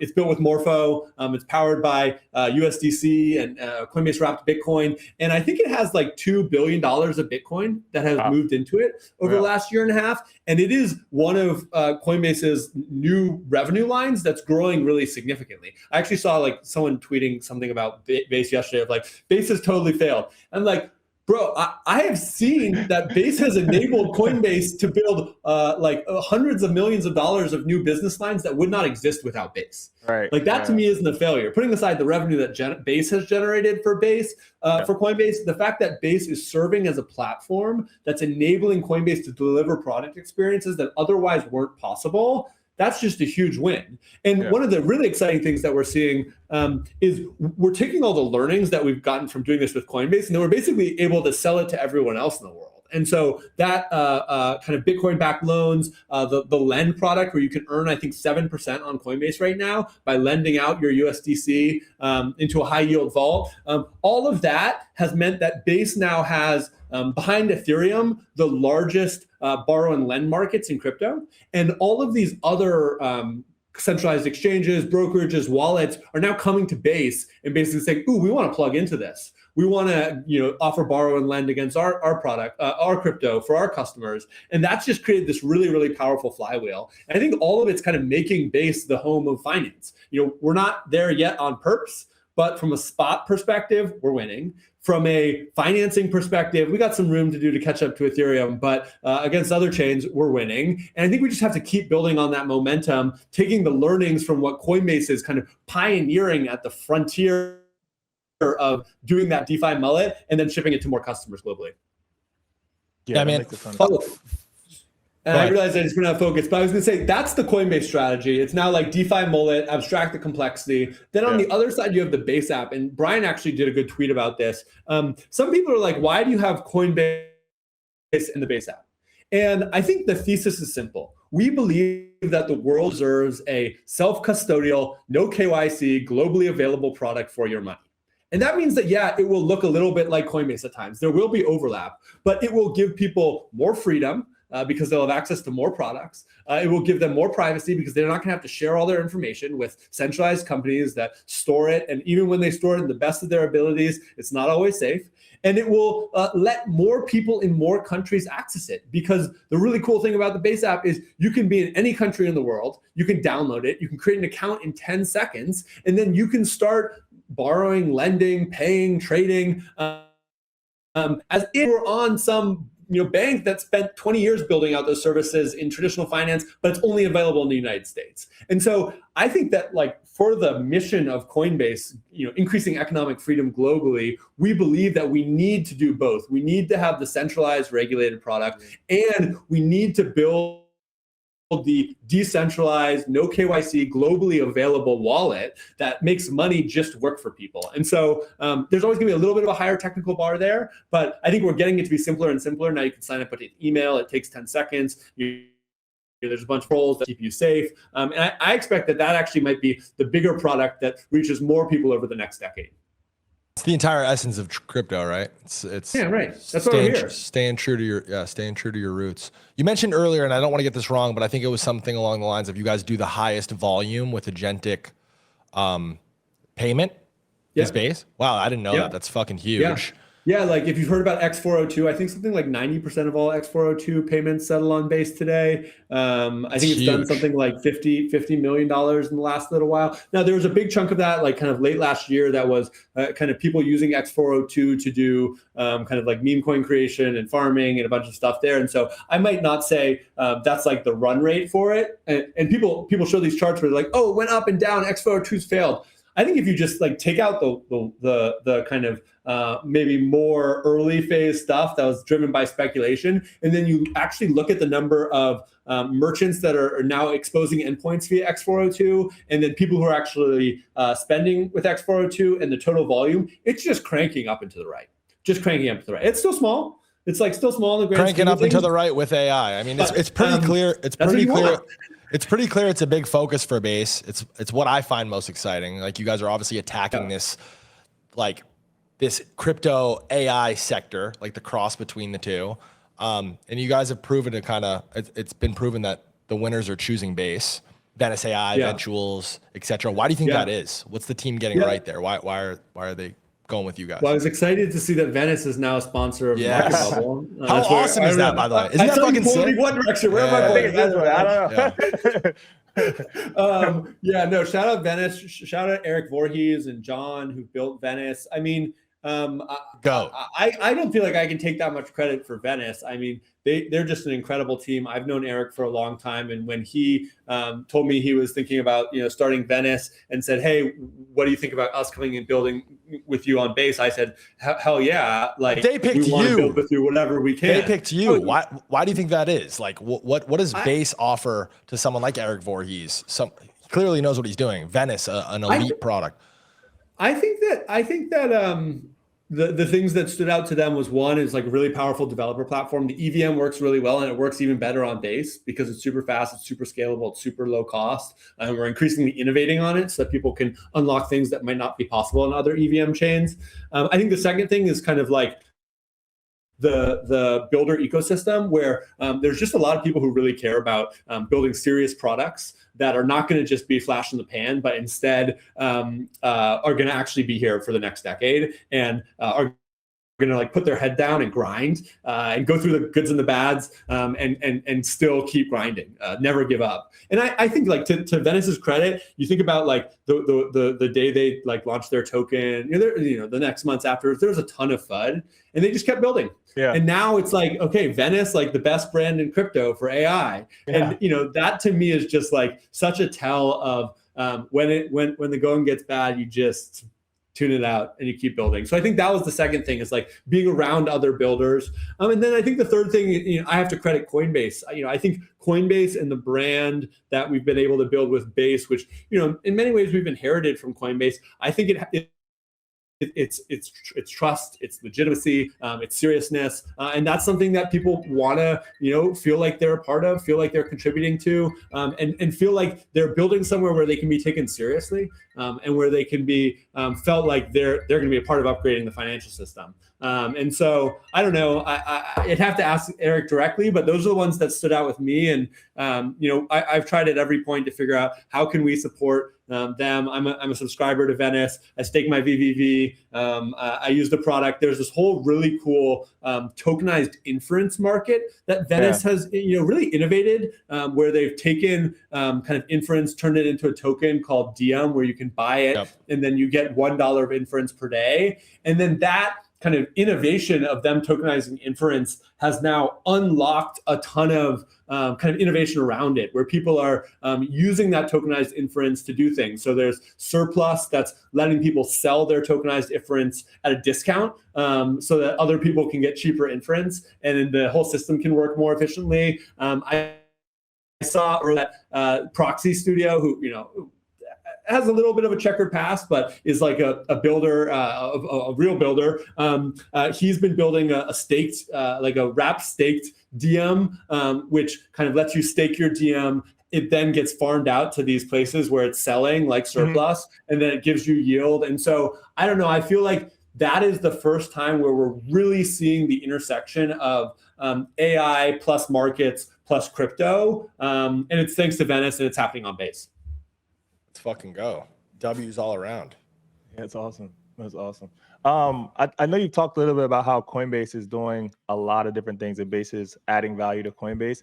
Do you see Coinbase as a company that's like an everything app? Because I know you guys do RWAs, you guys have perps. I know you also partner with Hyperliquid. You guys don't like borrow, lend, all that stuff. And you also have like the social stuff on Base as well.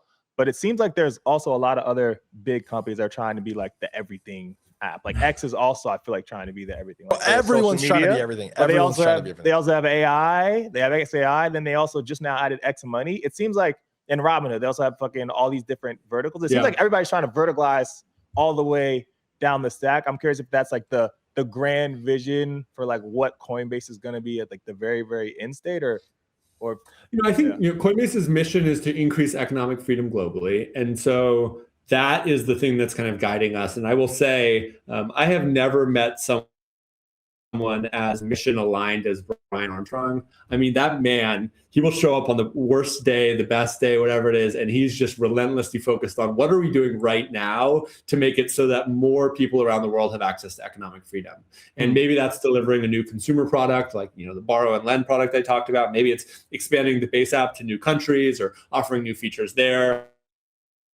Maybe it's advocating for literally 5 years to build to keep the Coinbase developer platform growing and iterating and turning it into a business that is now starting to be a little bit of a juggernaut, where it's I think one of the best payments kind of API platforms in the world for stablecoins. It's kind of secretly become that over the last year and a half, and that was after like 5 years of it not working, people saying, do we need to do this? Is this important? Does Coinbase really need to be a developer company? And Brian just being like, yes, we need to do this because enabling developers is key to our mission of increasing economic freedom.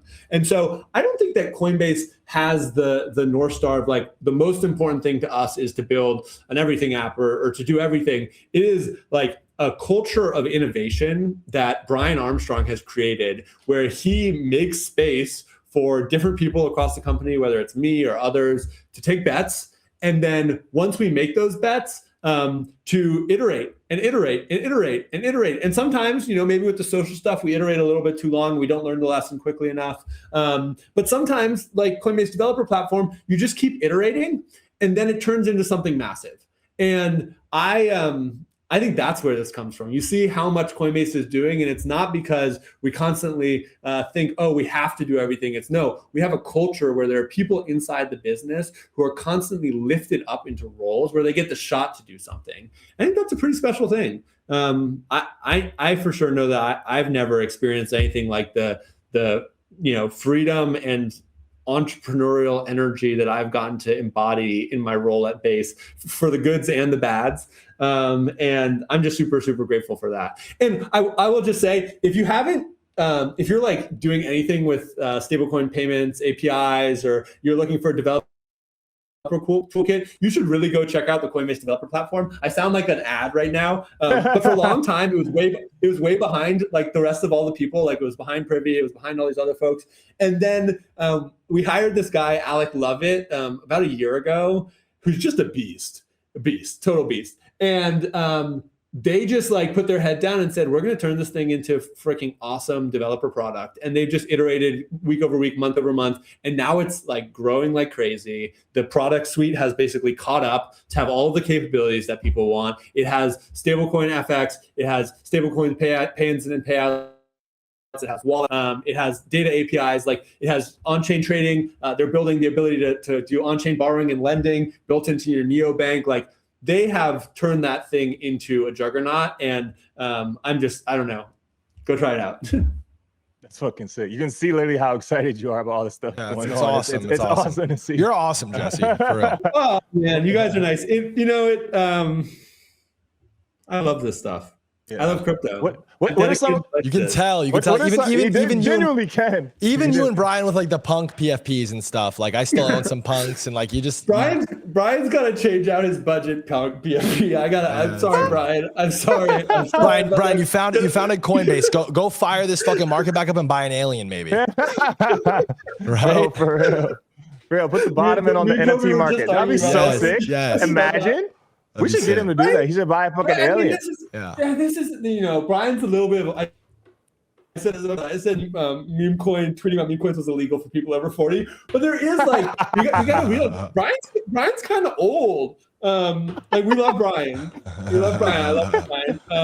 But he is a little bit old, and so that I think that sometimes means that like you look at the people who are trading meme coins and what, like this is Gen Z, this is Gen Alpha, this is a young folks who it's are the Zoomers, experiencing culture in real time on Twitter, on TikTok, wherever, and then they're trading trends around it. And I look at that and I'm like, I'm a little old too. I'm a millennial, in case people couldn't tell. But I'm a millennial, and I think I look at it, and it took me a little while to get, and then I got it. And I spent enough time in the internet where I was like, this is, you can say memes are bad or whatever.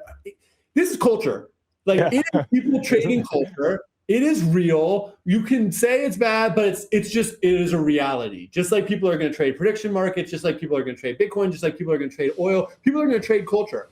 I think it's just a little bit harder for older people to get. And I think that means that sometimes people are looking for something from Brian that they might just not get. Brian has so many other strengths. I mean, look at what this guy has done for crypto in the legislature. Look at what he's done in building Coinbase. Look at what he's done in being so steadfast in building this mission. Like, we can love him for that. Yeah. And then we can like fucking joke about him being a little bit old on the other stuff. Have you guys ever thought about, I don't know if you guys do this or don't do this, but like there's a lot of traders, the trenches, like that Gen Z and Gen Alpha group of that cohort that you talk about. They're like super active on crypto Twitter, super active trading. Have you guys ever like reached out to them or like talked to them about their opinion on some of the stuff Base is doing, or like their opinion on trading or stuff like that? I talk with so many of those people all the time. I'm in like people's DMs. We have just trading groups. I'm I'm doing calls. And to be fair, a lot of those people told me I was wrong last year, and they were right, and I was wrong. But I don't think it was for lack of me not having the open channel. I think I was just a little bit locked in on the vision, and the vision was too far out, and I didn't see that. I've seen that. Now I fully own. But I think that there's always more we can do. But I want to say, like, I care about traders. I trade memes myself. I mean, I don't trade them as much as I buy them and support them, engage with them, because it's a little complex to trade them in my role. But I'm like here for it. I will say one thing that I think has been a huge win for Coinbase is bringing Kobe into the business. For sure. I mean, that guy gets crypto Twitter. He gets trading. He gets the culture more than basically anyone. And I think that that's not just like legitimizes Coinbase. He actually makes Coinbase better. And maybe just to give an example of this, like you guys saw the, like, it's been a little bit of a firestorm on Twitter around Base just for the last week and a half. And I knew I had to say something. I was like, okay, what am I going to, like, what do I say? And I wrote an initial version, and I actually wrote a couple versions. And Jordan, Kobe, he called me and he was like, Jesse, like, just say what is authentic to you. Yeah. Like, they don't want to hear something that's like polished. They just say what's authentic to you. And brother, you've been so genuine in this conversation, and it's like, it's definitely reading through. And he was like, I was like, okay, I'll do that. And then that's what this post is. This was just like 10:30 at night on Tuesday. I was like, okay, Jordan's like, you have to say what's authentic to you. I need to write this out. I wrote it. I got like him to review it, one other person to review it, and then we sent it. Amazing. And that, to me, it seems kind of obvious, but I do think that he has kind of an uncanny ability to get it and then be unafraid to tell you like it is. And so, I'm just grateful for him. I think we all are. I mean, he's a very important part of the dad, bro. He's a very important part of the culture. That's something I've always appreciated about Coinbase, and just kind of touching on like several things you've just discussed, like Coinbase Base. You guys have always embraced the culture, these subcultures and sub communities and stuff. Don't sell yourself short. I think you guys definitely have your finger on the pulse and have had your finger on the pulse. And I imagine it's probably not easy, when you're experiencing the fucking kinds of growing pains that a company and a product like Coinbase get. Like it's the biggest crypto product platform in the fucking world. By far, right? So it's like it's not easy building a decentralized network inside of a big public company. No, especially when like the network is not the company, and the company is all these other sound priorities. Like it doesn't even sound like it makes sense. It's oil and water, right? It's like it's crazy. So, but yeah. But speaking about Kobe, speaking about Kobe and the culture and stuff, you guys have always found a way to embrace like the creators in it. Where do you think creators fit in like the global finance chain? How has your overall thesis on creator economy evolved? I'm curious as to that. We talk about this a lot on the show. Z just put out an article, goes in depth on like, the total creator economy, market cap, 35. We're looking at fucking north of $2 trillion. Like it's the biggest thing. Just running my like 20. I'm fired up. Like, look, I said at the beginning of the call, I think that the creator economy is growing incredibly fast. You see it in every metric. I also think that the platforms don't work nearly as well as they could for creators. Creators take all of their content and their creativity and their innovation, and they put it into these centralized platforms. I think that's kind of a raw deal.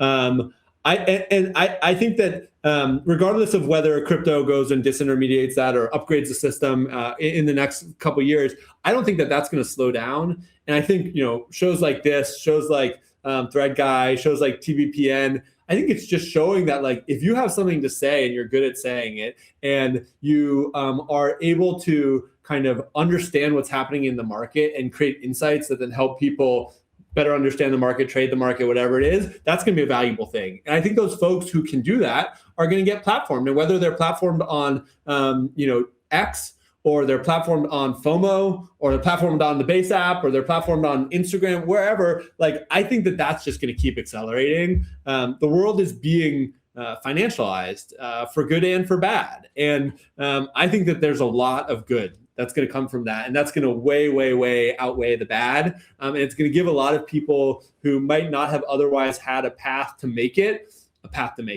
And ultimately, when we talk about economic freedom, that's what we're talking about. We're talking about giving everyone, regardless of where you live, regardless of where you're born, regardless of what phone you have, regardless of who you are, a path to fucking make it. Because the world that we've had that has developed in this like insular way, I think over the last 5 to 10 years, it's not working for most people, and they need more pathways to make it. And so I think creating is going to be a big one of them. I think AI and people figuring out, holy crap, I can do so much now as an individual to build a business or to build a brand. I can do it all by myself because I have this insane superpower in agents. I think that's going to be another big pathway. I think trading and crypto and memes and stocks and real world assets, whatever it is, that's going to be another pathway. And I think building companies is going to continue to be one of the most important pathways. And so I'm here for it all, and Base is here for it all. And if you want to build something sick with trading and payments and agents,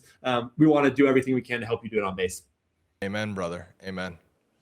And even off the points of the AI starting companies, trading, it's never been easier. We spoke earlier about taking risks. It's never been easier to take a risk than in 2026. So many tools available, so much information available. It's exciting stuff. Even to flip it, just to end on this note, like the importance of content in this market.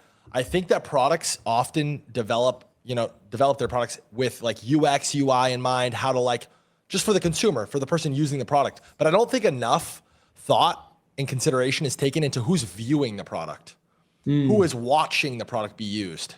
And we talked earlier about like gamifying crypto and just making even these products and the way that people think about trading, the way that people actually trade assets more gamified and more palpable and just more entertaining in general, outside of the scope of just the TA stuff and the charts and the finance stuff. This is obviously like thick, dense material that doesn't often really land with the average person versus like Fortnite, which is like very easy to pick up and play and fuck around with and enjoy. Love Fortnite. Yeah, we love Fortnite. But we're wrapping up. We're coming in on your 30 minutes, Jesse. We really appreciate you coming on. Is there anything else you'd like to say to the audience or speak to about Base, Coinbase, Kobe, anything? No, I mean, just riffing on your last point, I feel like what people need, or one of the ways we're going to help more people make it, is by giving them more great role models. Where it's like, whether you're on the stream or you're listening to a podcast or you're reading someone's X, people who you can learn from and look up to. And when I think about like what kind of role model I want to be, because I think that, having a platform, you kind of have to think about that because you have a responsibility to be a good role model. I want to be someone who like shows what it's like to actually build something, which is that it's not always in public. It's not always easy. In fact, most of the time it's really freaking hard. And you don't always make the right decisions. Sometimes you make bad ones and it feels really bad and people rag on you and that's no fun. But like, I don't know, I come on the show, I do that tweet, I do it because I want people to see that even when you get punched, even when you get knocked down, you can get yourself back up again. And this moment, the intersection of crypto and AI and the whole crazy geopolitical stuff that's happening now, and the world starting to like unify more through the internet, I just feel like there is so much opportunity for young people around the world, and for all people around the world to make something of themselves. And I think a big way is going to be people using crypto and AI to build products, to trade, to invest, to create, and to do it in this new global economy that's being built. And so, I hope that I get to play a small part in being a good role model for people doing that. And I hope that folks find it in themselves to pick themselves out of bed even when it feels bad some days. And you're the best. Great. You're the best, and you're playing. Thanks for having me on, guys. You're playing a bigger role than a small one. And Jesse, Huge role. Take Kobe's advice and just be as authentic and candid as you can. Even with this show, we'd love to have you on. Fucking anytime you want to come on. I mean, you should do that. You should do this more often because it really lands. At least for me, I'm speaking for myself. Yeah, you're fucking awesome. Thank you so much for coming on, bro. Yeah, appreciate you, guys. brother. You go. Take care. Dude, he's such a fucking great guy, man. He's awesome, bro. He's such a great guy, and he's awesome. He's very genuine in what he speaks on. You can just tell he's super passionate about what he does.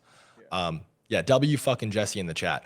We have another guest who is probably likely in the waiting room, right? Before that, we want to do the Venice announcement. Yeah, let's do that because we're off of that. That's a good segue.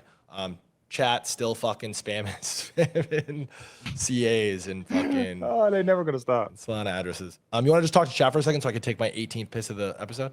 Yeah, they do it. What's good, chat?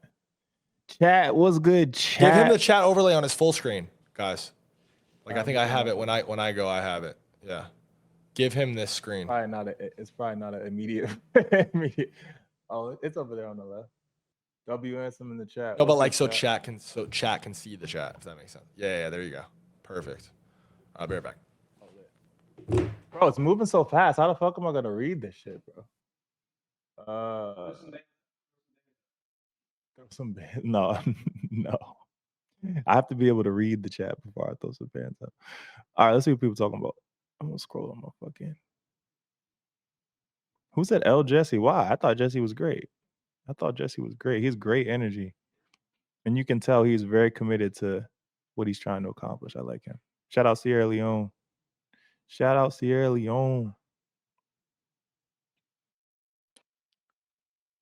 Yeah.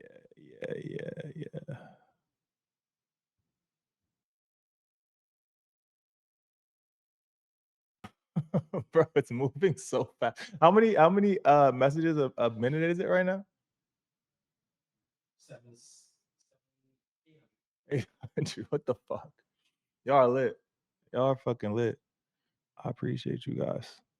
We can talk about charts if you want. I actually think Solana's in a really great place to long right now. It's retesting the bottom of the range and also the like medium time frame range it broke out from, like 75, 76. I think it's actually in a really good spot. Okay. Yeah. I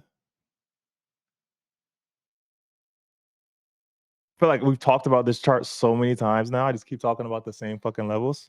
We fucking 80 to like 83 resistance, touch that resistance, pull back, and now you have this range here from like 75 to 60. Resistance here, resistance, breakout, and now it's retesting this area. You don't want to see this shit lose the Q3 open, which I talked about last week. I think trading back under 73 would be a bad sign. You want to see show some strength here, which I think is what we're gonna see. But yeah, I like Sol here. I don't know why fucking Hyperliquid sold off hella hard today though. Last time we were on stream, I gave this setup. I said, I think we were around here. I was like, pull back into 65. And this would have got stopped out if you took this long. This is actually one of the things that I actually am concerned about right now because Hyperliquid has been the leader for coins for majority of this year and this like mini cycle that we've been in, and it's been pretty weak here. So yeah, this is like a warning sign for me, Hyperliquid being weak here. I don't know if it's because like people are focusing lighter or just people in general de-risking. The thing is with Hyperliquid, it has been a lot more correlated to TradFi and equities. Like equities have been going up, and then Hyperliquid has been going up alongside equities, and equities have been pretty weak. Like equities have been selling off. I talked about Micron being weak. It's down like 30%. Intel's pretty weak. Yeah, basically all memories is down. And so maybe it's just catching that, like de-risking across the board, which is definitely possible. But yeah, I think stocks are going to be pretty slow for the rest of the summer, to be honest. They've been pretty sideways, but yeah, I think stocks are going to be pretty slow. So that could be a reason, I guess, for Hyperliquid. I'm back. Weakest, but I'm back. What's good, bro? What's goody? Yeah, Okay, Bitcoin we looks have good. ETH looks good. Sol looks good. Pump looks good too, actually. the Black Bull, baby. We're going to talk about Pump after this next guest. We have so much shit to talk about. We'll talk about the market stuff, Pump Fund, SpaceX, Anthropic, losing Aura, all that shit. But we have something to announce, something very special to announce, ladies and gentlemen. Drum roll, please.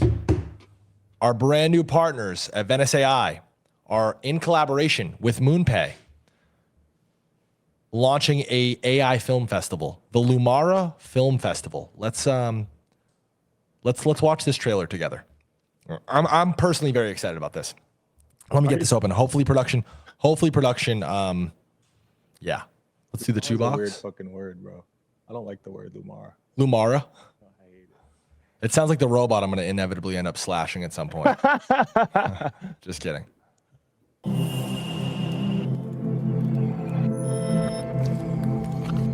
Sick. That's cool. I feel like I'm looking into the future right now. Because you are, by the way. You are. And guys, it just like goes away and then just exposes my entire laptop. It's like, Yo, bro, we like gotta actually- teach you how to put this shit on a different window, bro. That's just no, there's no different window. I have one little fucking dinky laptop with me. Yeah, so listen, guys. Venice AI MoonPay collaborative effort in launching the first ever mainstream AI film festival in the shape of the Lumara Film Festival. This will be, all the live screenings will be happening in New York this October, and there is going to be a $100,000 cash prize to the winner. You can essentially start entering now and start working on this now. I think officially submissions are open from July 23rd to September 14th, so a nice healthy window. And yeah, I mean, this is the perfect opportunity for anyone in the chat who's creative or has any experience in media or any passion for film to get your ass involved in this competition and go try to make something. We're gonna surprise Venice here because they're not expecting this and they don't know that we're doing this, but we're gonna add one extra little tidbit.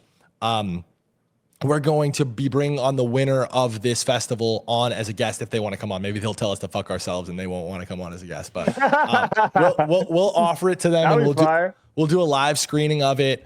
Maybe a smaller like trailer version of whatever film they produce.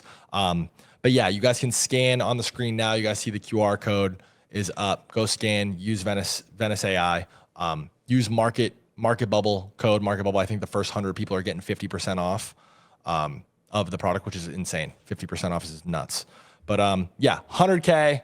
And I mean, this is the first one. I think they're looking to do this annually. Obviously, MoonPay is kind of always at the forefront of shit like this. I know Ivan personally, he fucking loves robots and loves the idea of AI. He wants to do some big robotics like activation around Art Basel and fucking we riff on that, talk about that. It's nice to see. It's nice to see products and partners like Venice AI who are supporting these industries. I think, dude, film, media, content, like this shit is about to get flipped on its fucking head. I think it's inevitable, and it's annoying to see how many people are like anti-AI media. I think shit like this is gonna help change the narrative and the sentiment around shit like that. It's important. No, I agree. It is really important. Like the AI shit needs to be cool also. So I'm glad that Venice is like aware of that. Yes. I agree. Yes. Maybe we'll do some smaller internal competition between me and you. We'll make Who can make a better AI film? Yeah, we'll make a little minute-long film and we'll let Chad decide. I'm gonna get my girl to do it, bro. I'm gonna win. I'm doing Fruit Party Love Island. You know those little brain rot fruit videos of them like piping each other. Yeah, we're doing. That's what I'm going with. I feel like that's a smash. I feel like that's viral. But anyways, yes, we have our next guest. We have Lucas in the green room. Production, I think you guys can bring him on, and I'll let Z introduce him. What's good, brother? We have Lucas, CEO of Jito Labs. If you guys don't know what Jito Labs, they're one of the most important infra providers on Solana, one of the most OG teams on Solana. I've been on Sol for a very long time. Love Lucas. When did we meet? In like 2022, I think, right? It's been a while, man. Yeah, it's been a minute, bro. Me and Lucas met in 2022 at Solana Breakpoint, I believe. Like right before all the FTX shit happened, like right before the worst possible shit that Solana happened, is when we met for the first time. What a crazy plane ride home, man.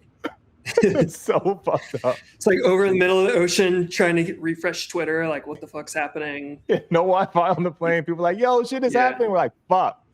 But yo, thank you for coming on. Could you give us, I guess, a little bit of background on you personally, and then a little bit of background on Jito and what you guys do on Sol? So I'm co-founder and CEO of Jito Labs. I studied computer engineering, went to San Francisco straight out of school, worked at a bunch of different startups in like robotics and firmware. So I was doing self-driving construction equipment. That was super sick. Got to basically like get Xbox controllers hooked up to bulldozers and drive them and make them fully self-driving. And then did a few other things after that, and kind of started falling down this crypto rabbit hole this whole time. And I always loved building shit, just working on really cool shit from like bulldozers, and ended up discovering MEV and Ethereum and went down the Solana rabbit hole. And we started Jito back in 2021. We basically build blocks on the network. So, run how the transactions are ordered, and then run staking. And then we most recently launched JTX, which is our consumer trading terminal that we're super excited about. Very cool. Very, very cool. I know you have seen like the evolution of Solana from its very beginnings to now. How would you say like the culture and community on Solana has changed over the years, and how easy, or how is it easier now to build on Solana than it was back then? It's definitely easier, man. When I started, there was nothing out there for like, how do I code?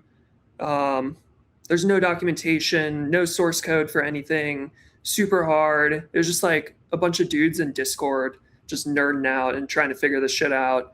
And now, you got tons of code examples. I think the vibes are really good.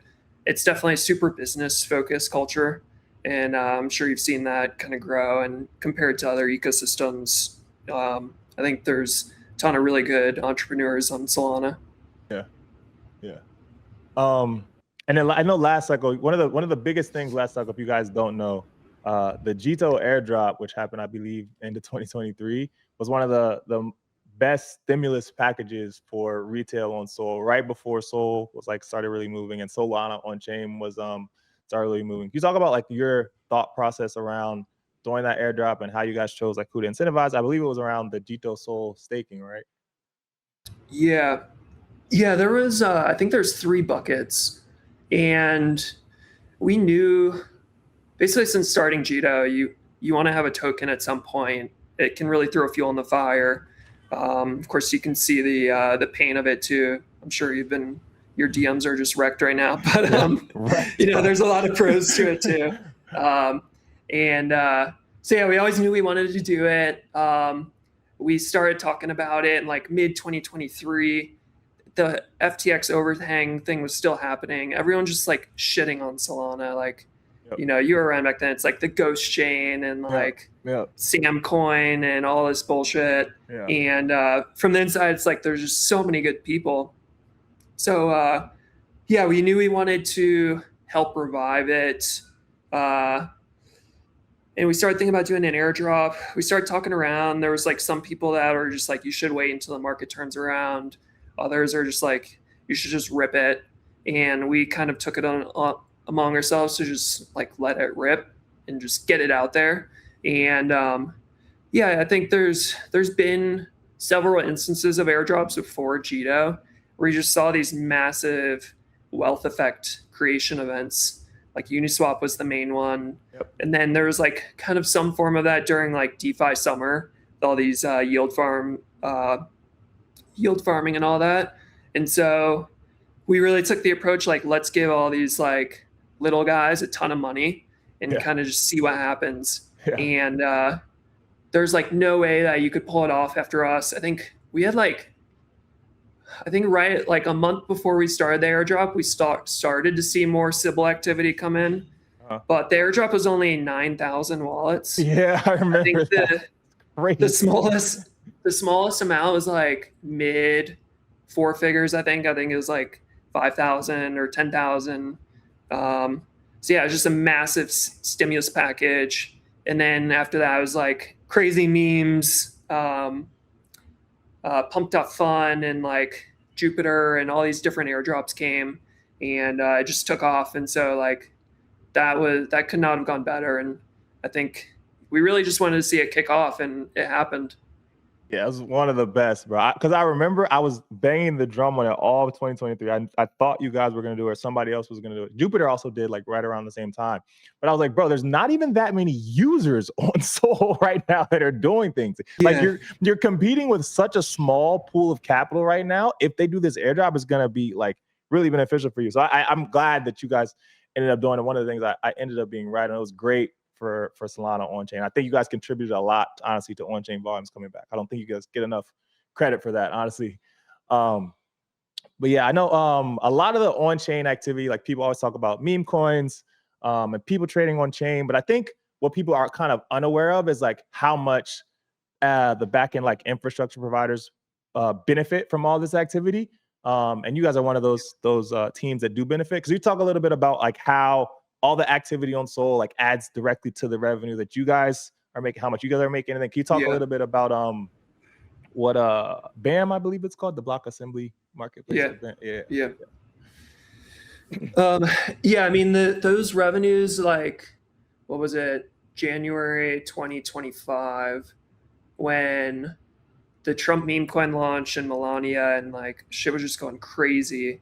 There was a period where we made over $1 million every day for a week, just on like the activity. That's crazy. Yeah, it's insane. So yeah, there's like, there's a ton of people trading, and like there's only so much block space. So like the way that you ration it out is whoever pays the most gets access to it. Yep. And so that's kind of what our software helps do, and kind of bring order to this chaos. Yeah. And so back when like shit was going really crazy, people were just paying insane tips and priority fees and all this stuff. And so our business model is just like taking a percentage of the fee that people pay. And right now we're rolling out kind of this like next generation sequencer. I don't want to go like into the details too much, because I think it's like people's eyes just kind of start to like glaze over. But it's basically making the chain like super friendly to applications and market makers. Right. So we have a few features in this like sequencer that are made for market makers so that they can quote tighter, land transactions more reliably. And we're seeing the success of that in like the way that assets are being traded on chain. So the cheapest place to trade Solana is actually on the Solana blockchain. Same for Ethereum and Bitcoin. Yeah. And There's you can feel no it other too. blockchain. It's quick and easy. Yeah. It's the best. Yeah, it's like it's a traditional like Twitter or Facebook interaction. It's like super fast. There's a ton of like super legit big boy market makers on Solana. And so it's just crazy to see like obviously memes are like still popping off. They're always going to be here, but we're also seeing some really legit activity, not only on crypto assets, but also like stocks and other things. You guys already said, go ahead. I was gonna say, you guys already kind of touched on this, but you're building this thing at the fucking stone cold Solana bottom, right? And everything that you're describing is like super thick technical stuff. You want to just describe a little bit about your background and how you came to a point, and maybe even describe in detail the moment that you decided, like how did you even think to do this? Like what was the moment? What was the moment you decided, like, here's a problem, I've identified it, I'm gonna build it in Solana at the bottom, and get it to a point where you said $1 million a week is what you said? Yeah, I mean, it's much smaller now. It's like a few $1,000s a week right now. But you know, the good times are good. My motto is if you did it once, you could do it again, right? So We're definitely doing it again. Why did you guys like, what was the moment you decided I'm going to build this needs to be a thing, and just maybe to walk us through that? It's interesting. I fell down the crypto rabbit hole in 2017, and I always really love building cool shit and working on really hard problems. So like I worked on in school, I did an internship at Tesla right before the Model X was released. So I was like programming the Falcon Wing doors and anything that like moves or lights up on that car. So I was like super hard problems, got into the construction robots, super hard stuff. Genius. Just like love diving into that stuff. Well, fake it till you make it. But so yeah, I got into crypto and like discovered this MEV thing, and like it's kind of like this high frequency trade, this like new era of high frequency trading. And there's a ton of really hard problems there. And I dove in, worked on a MEV bot on Ethereum, which is basically like a high frequency trading bot. And I was like, oh shit, this is like the next big thing. If you think people are going to trade on blockchains, then of course high frequency trading is going to be a huge part of it. And I saw the success that this other company called Flashbots was having at the time. Their software was like really picking up fast. And then discovered Solana through SBF's $3 tweet, like sell me all the SOL you want at $3 and go fuck yourself. And just really fell in love with the team and the Solana tech and all this stuff. And I wonder how many people got rich off that tweet. Like how many people discovered Solana on that tweet and got rich? I mean, SBF has been very, very good at making people rich and making insanely good investments. You should have just stuck to that. Yeah, he shouldn't have committed crime. Yeah. Oh, yeah. So you guys did a ton on like the back end infra stuff, and now you're focusing on the front end consumer. So why now are you focusing on the front end consumer with JTX, and what's your vision for JTX as a product? Yeah. So I think it goes back to like what Banks is saying. Like you can really feel how good Solana is. It's like the transactions confirm super fast, really tight quotes. But I think there's a lot of room for improvement at the application there, the way that people interact with the applications. And I think that the current applications are not really something I would want to get my friends and family on board with. It's like you open it up and it's like testicle coin and like butthole coin and all this stuff.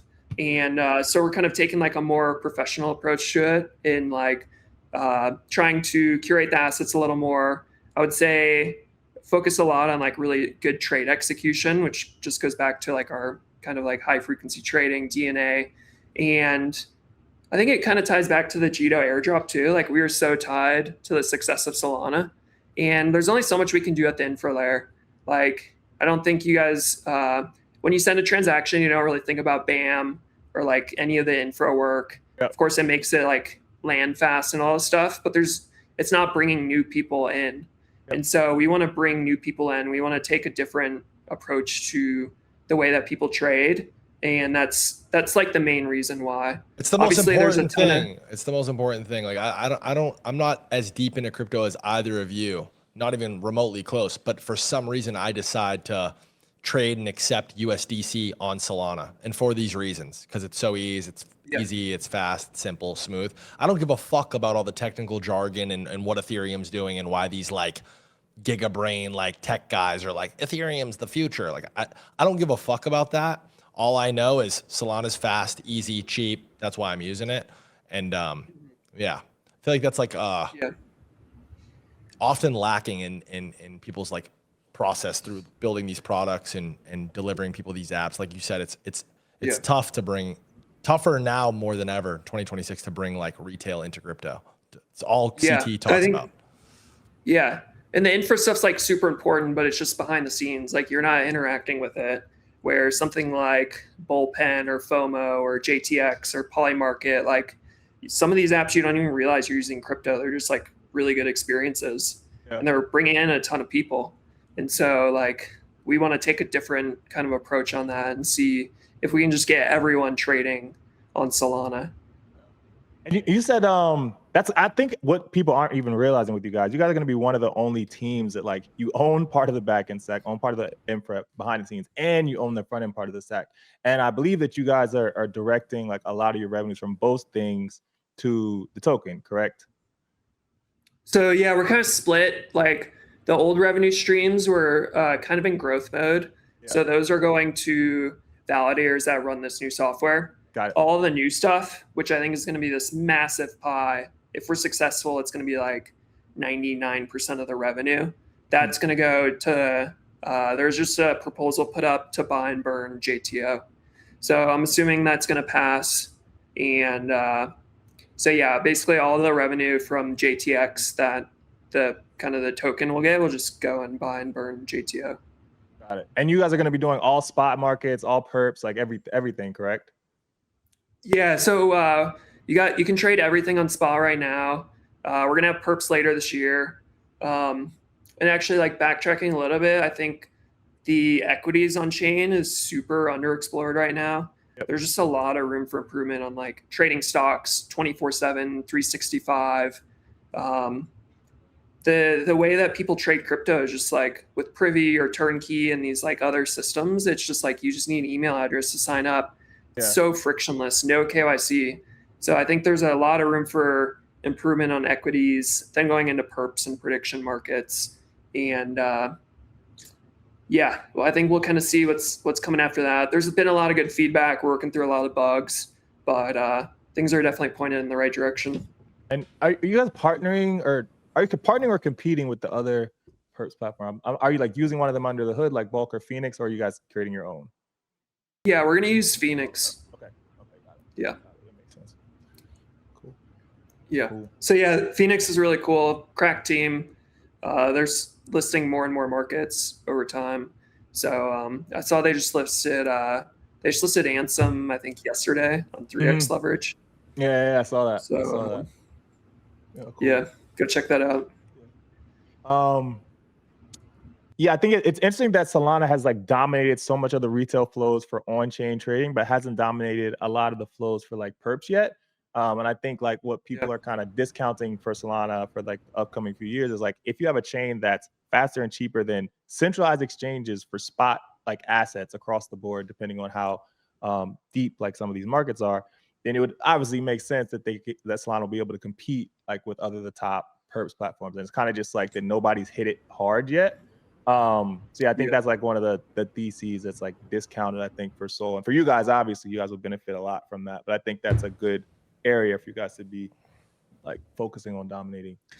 Yeah, and the competition is just really good too. Like Hyperliquid team is just insane. Like they're so good. The Trade XYZ team's really good.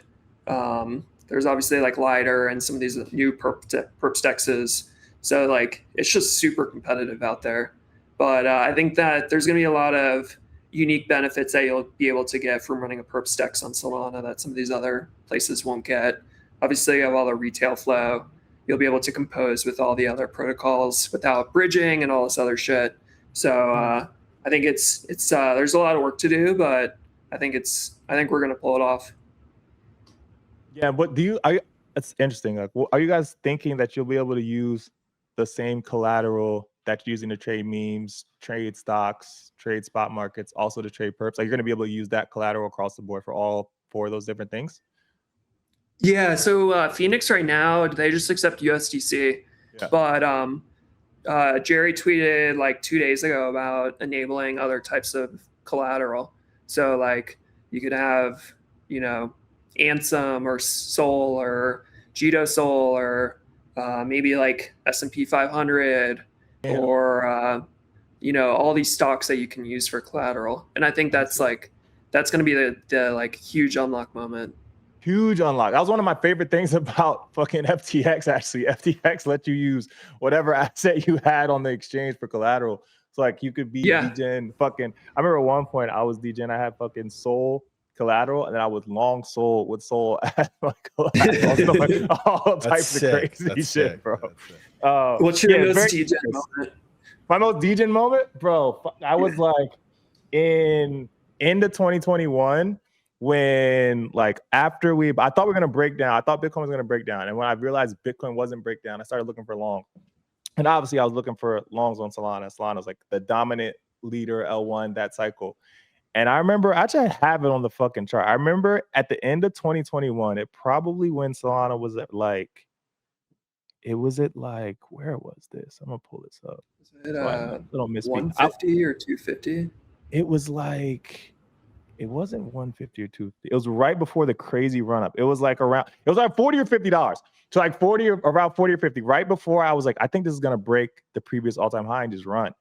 And I'm like, I'm long 3x leverage my entire net worth on Solana at that point. Like everything, I'm all in 3x. I'm like, bro, I'm not closing this. If I'm right and it's gonna break out, I'm just gonna hold it to whatever price discovery happens. And I remember I was long that into that summer in 2021, and I made a fuck ton on that long. I think I closed it when I went to fucking Vegas with some of my boys from high school. I was like, bro, I'm up too much. I need to fucking close this position. I think that was my most degen moment I had on Sol. That shit was crazy. What about you, Lucas? Most degen moment in crypto.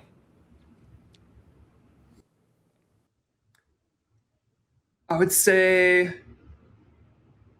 maybe not a moment, but a period was just the NFT craze. Same. No, I was doing the dumbest shit. One time I bought a punk for 14 ETH, and then do you remember Supducks? Yeah. So yeah. Supducks. I do remember Supducks. Yeah, Supducks get minted. I mint a bunch of those. I tweet about it. It whatever. It gets fully minted. And there were like these 5 special, you guys remember, the one of one, like holy grail, like every project would have like 5 or 10 of these things. And I sold a punk to buy one of these Supducks, and everyone on the timeline was fucking frying me. Or no, I didn't even sell it. I just traded it 1-to-1. I hit the guy who had like the bubblegum Supduck. I'm like, I'll trade you a punk. He's like, fuck yeah, like fuck this Supduck shit. Whatever. Gives me that. And then Supducks fucking mooned and went nuts for the next week. And I sold that and flipped it for like 5-6x the floor, and then just bought like 5-6 more punks. And it was just like a ridiculous. I don't know. It's just like fucking retarded. Like it's such a retarded thing. Supducks. Yeah. Such a dumb way to make a couple hundred bands. But do you think NFTs are gonna come back? I think punks are forever, brother. I think punks are $1 million assets. I think it's forever. That's a whole separate thing. Even like, I don't know, there's people that you would never think that are on CT frequently that trade that like secretly are buying crypto punks or hold punks. Like it's just always going to be a thing. I think metaverse is inevitable, having like an online identity, and then having some sort of character display or skin display, whatever. We've seen it in every single video game. I don't know. Punks is just like, I just feel like the Picassos of, digital art, digital collectibles, whatever. What was the thing that Lucas said? Go ahead. There were so many good ones that just completely screwed up. I don't know what happened. Like, I think the first one I got was, I mean, I was dabbling around before, but I remember that the first moment was Hash Mask. Yep, I remember those. Those were sick. That was a really big one. Those were sick. And then I minted 3 Bored Ape Yacht Clubs. I think it was like $200 a piece. Epic. Yeah, I minted it. I ended up getting like the mutants and the dogs. I think I turned 600 into like 600K or something. That was my best trade ever. Yeah, I think right before Other Side. Actually, this is easily the most degenerate thing I've ever done in crypto. Easily, to the point Other Side was about to go live and do their sale for the land, the metaverse Bored Ape land. I think the smallest amount of return was 9x on dogs to that point. And then mutants was whatever, and then apes was obviously fucking thousands of X's of multiples. So to that point, anything in Bored Ape Yacht Club, Yuga Labs, like ecosystem, just you're guaranteed at minimum a 9x to this point. So and they were trying to keep you like with KYC, you're only supposed to be able to mint 1 or 2 land, whatever. I forget what it was. But me and like 5 or 6 of my friends, we went and bought a bunch of KYCs.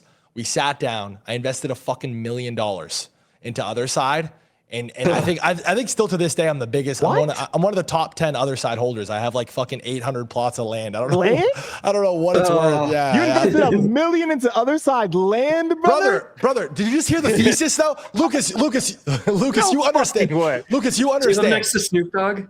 You live next to It's Snoop Dogg. insane, brother. It's insane. It's so insane. Yeah, the codas. I got slimed on the codas too. Like my like I got like no codas. I sold none of it. I still own it to this day. At peak, I was like the 11th biggest landholder in other That's side. so fucking So I'm funny. probably I'm probably 4th or 5th right now. I don't even know. I haven't checked You're it. first. I consider it a 0. Please don't say that. Don't say that. World's largest other side holder. It's so that's so fucked. Nah, bro, we definitely gotta get the fucking GTA 6 crew, bro. If you're spending $1 million on other side land, bro, the GTA 6 shit. Brother, let us slip back into any sort of NFT meta, metaverse meta, gaming meta. Like, I'm there.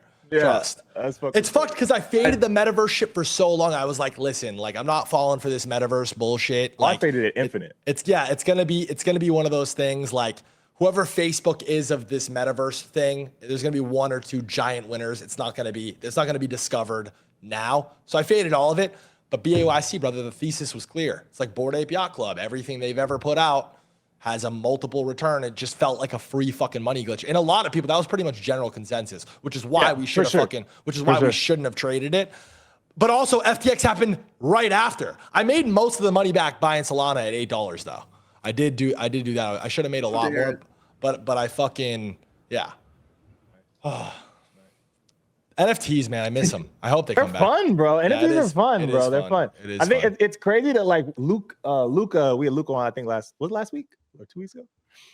Luca's been like one of the only operators that like did really well with his NFT project and his brand in the real world. I think that was really the issue. Like, it wasn't that NFTs didn't make sense. It was just like all the operators were just trying to scam people. Like, they were just like mint, sell everything. So good. 100%. Classic crypto issue. But we also heard so much utility. There was like this utility meta, and like anybody who could sell you on like, yes, this has more utility than the next one, just had a better chance at fucking selling out and fucking whatever. Yeah. Big returns.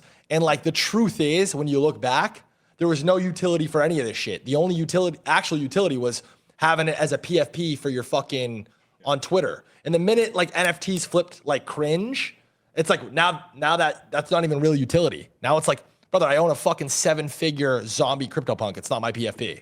I won't make it my PFP. You know what I'm saying? Like, that's the fucking problem. Is the culture around it. You need real utility. You need some sort of metaverse to exist. You need some way to kind of display it and interact with it. Or you need some desire for that asset. Go ahead. Do you think GTA 6 is going to be the first time that we see that? I absolutely think GTA's economy. I think Take-Two is a great fucking place to put money, and I think that GTA 6 and its economy, it's a creator economy. I think the tools that they allow for us to go build, full businesses in their game, I think it's going to be infinite. I think they fully have embraced like this RP culture. GTA 5, it wasn't even initially built into the game. It's all fan made. It's all like jailbroken shit. They fully have embraced it, and you see what companies like Roblox have done with just giving people the ability to create games or create skins, create digital product and IP. Would it surprise anybody here to see some headline somewhere? Polymarket just buys the biggest fucking skyscraper in Aiden Ross's server for $30 million. It wouldn't surprise me at all. Like, I think it's more likely than not. Off rip, I don't think we'll see them do any of that stuff till after like the first year the game's out. I think they'll let the game come out, breathe. But I think they're going to give us all types of opportunities to build shit on their game. And well, if you see Polymarket making that offer, let me know, and I'm just gonna sell everything at that point. Right? That could be that might be the top. That could be the top. That could be the top. But GTA is gonna be fucking massive, bro. It's gonna be massive. I don't know that they're gonna embrace crypto. I'd be very surprised. They'll probably have their own sort of currency. Like Roblox has its own currency. It's not on chain or anything. But I think they're going to make it as open source as possible. I think they're going to just like let people do whatever they want, like sandbox style, like, open world shit. Yeah, I mean, the fucking TCGs have been crushing, bro. That's like, in my head, those are basically NFTs. Like some of them actually are NFTs, but the actual TCG trading of all of them, the Pokemon cards and all that shit, they work because there's like inherent like demand and desire for these things that are like real assets that people have some association with. So I really don't think NFTs were all that like off target, to be honest. Oh, definitely. I actually think it was the closest thing too. We talked about meme coins earlier and why like why meme coins are a thing and why they've existed. I think it's closer to like the end of what this all looks like than even what we're kind of looking at now. Lucas said something along the lines of like the entire collector market, TCG market combined. Like what, 100th? Yeah, I think it's like 1% of it is NFTs or digital collectibles, actually, even more broad, just like digital collectibles. But yeah, I was buying X copies and fucking, I own a Beeple, like all that shit. I love that shit. It's cool. People. Who owns the Black Bull Beeple? We should own that. Yeah, we should own It was an everyday, right? We should. You asked him to make it, and then he made it like the next day. I know. I was like, bro, where's the Black Bull every day? How is he? He's like so plugged in with all these events. It's like, Oh yeah. like we're in the trenches. No, he knows. He knows what the fuck's going on. Yeah, but I mean, he'll do like political stuff with like Trump or whatever is going on, and then it's just like some super degenerate like thing, and then it's Black Bull. Like he's just. I think he's just everything. I think it's just his Twitter feed day to day. He opens up Twitter. What's going on Twitter? What's the loudest conversation happening? Let me go make an everyday. That's what it feels like. Yeah, and that's what it should be. It's cool. People's the GOAT. Yeah. We have GoUp, our soccer quant World Cup football. I know I'm triggering people right now with every word that's coming out of my mouth, but Lucas, founder of Jito, thank you so much for coming on. Is there anything else you'd like to say to the audience? Let them know where to find you. Is GTX live now? JTX live now? Yeah, we're rolling it out on the waitlist. Follow me on Twitter at Buffalo, and then go to jtx.com. You can sign up there and get on the waitlist, and we'll be rolling that out shortly. Let's go. Epic. Let's go. Thank you for coming on, bro. Lucas. Thank you, bro. We appreciate Thanks for having me. Thank you, See you brother. guys. Later. Peace. Let's get some W Jitos and some W Lucases in the chat. W Lucas. And then we have this GoUp segment. We'll talk about World Cup. We'll talk about LeBron James, what team he's going to. And then honestly, brother, we only got through like half of our show. If you want to keep it going, I'm down to keep it going. We can, yeah. There's a couple things that we wanted to talk about. Yeah, I want to talk about Dopamine's killing you. Robinhood stealing crypto. Buybacks don't work. Anthropic losing aura. China putting OpenAI out of business. OpenAI wants to hear everything you're doing. SpaceX down. Yeah, we have some shit to talk about. Fucking SpaceX. Fucking SpaceX, Fucking bro. SpaceX, bro. Fucking SpaceX. Elon Musk, start tweeting, brother. Oh, Let's go, man. brother. You bought It's Twitter. honestly not great for the other like large, what the fucking other $1 trillion IPOs, bro. Like if SpaceX is not doing well on launch, Yeah, if not SpaceX great. isn't Not doing great for the good, other then what the ones, fuck? bro. Yeah, sure. not great for the other ones. Honestly, Okay. brother, just stay private. Just stay private, man.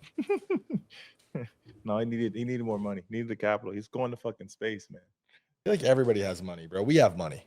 We'll keep it floating. We don't got SpaceX fund SpaceX with space money. What the fuck? Let's fund Anthropic, bro. Yeah, we It's so stupid. Us in the chat.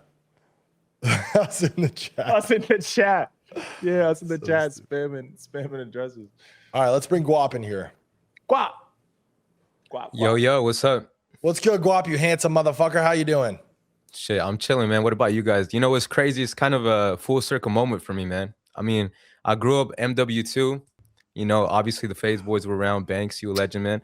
And then 2021 was one of my biggest come ups in my life. It was actually the NFT wave. So Ansem, bro, like you well known in the community, man. I'm tapped in. Let's go. That's awesome. lit.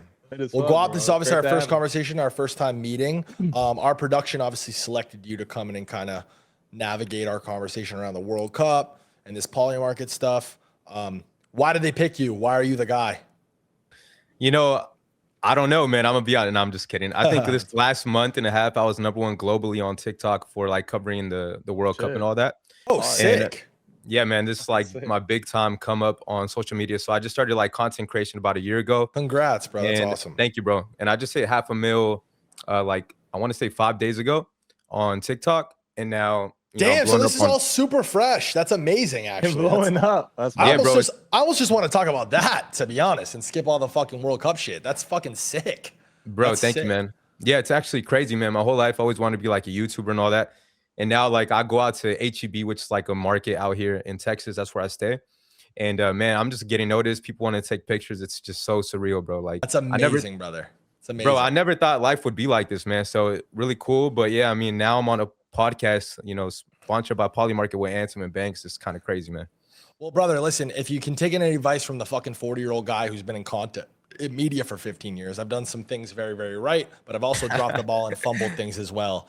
You know, like me, Riceka, Melissa, we lived in the cloud house in 2017 and we had the fucking world by the balls and we were the biggest thing on the internet. And to be honest with you, I fumbled that bag. I avoided content.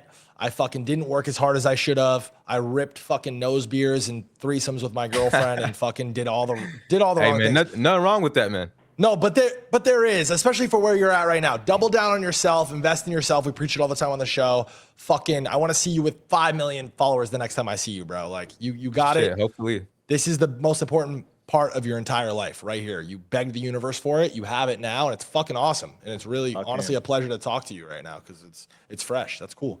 Nah, thank you, man. Yeah, I'm a huge Real Madrid fan, and these last 2 seasons, they've been horrible. But hopefully this upcoming season, man, things finally change. I mean, our squad has the best players on, I want to say, in the entire world, man. But let's talk about the World Cup, right? I think I don't know if you guys have seen the topic with Lionel Messi in Argentina.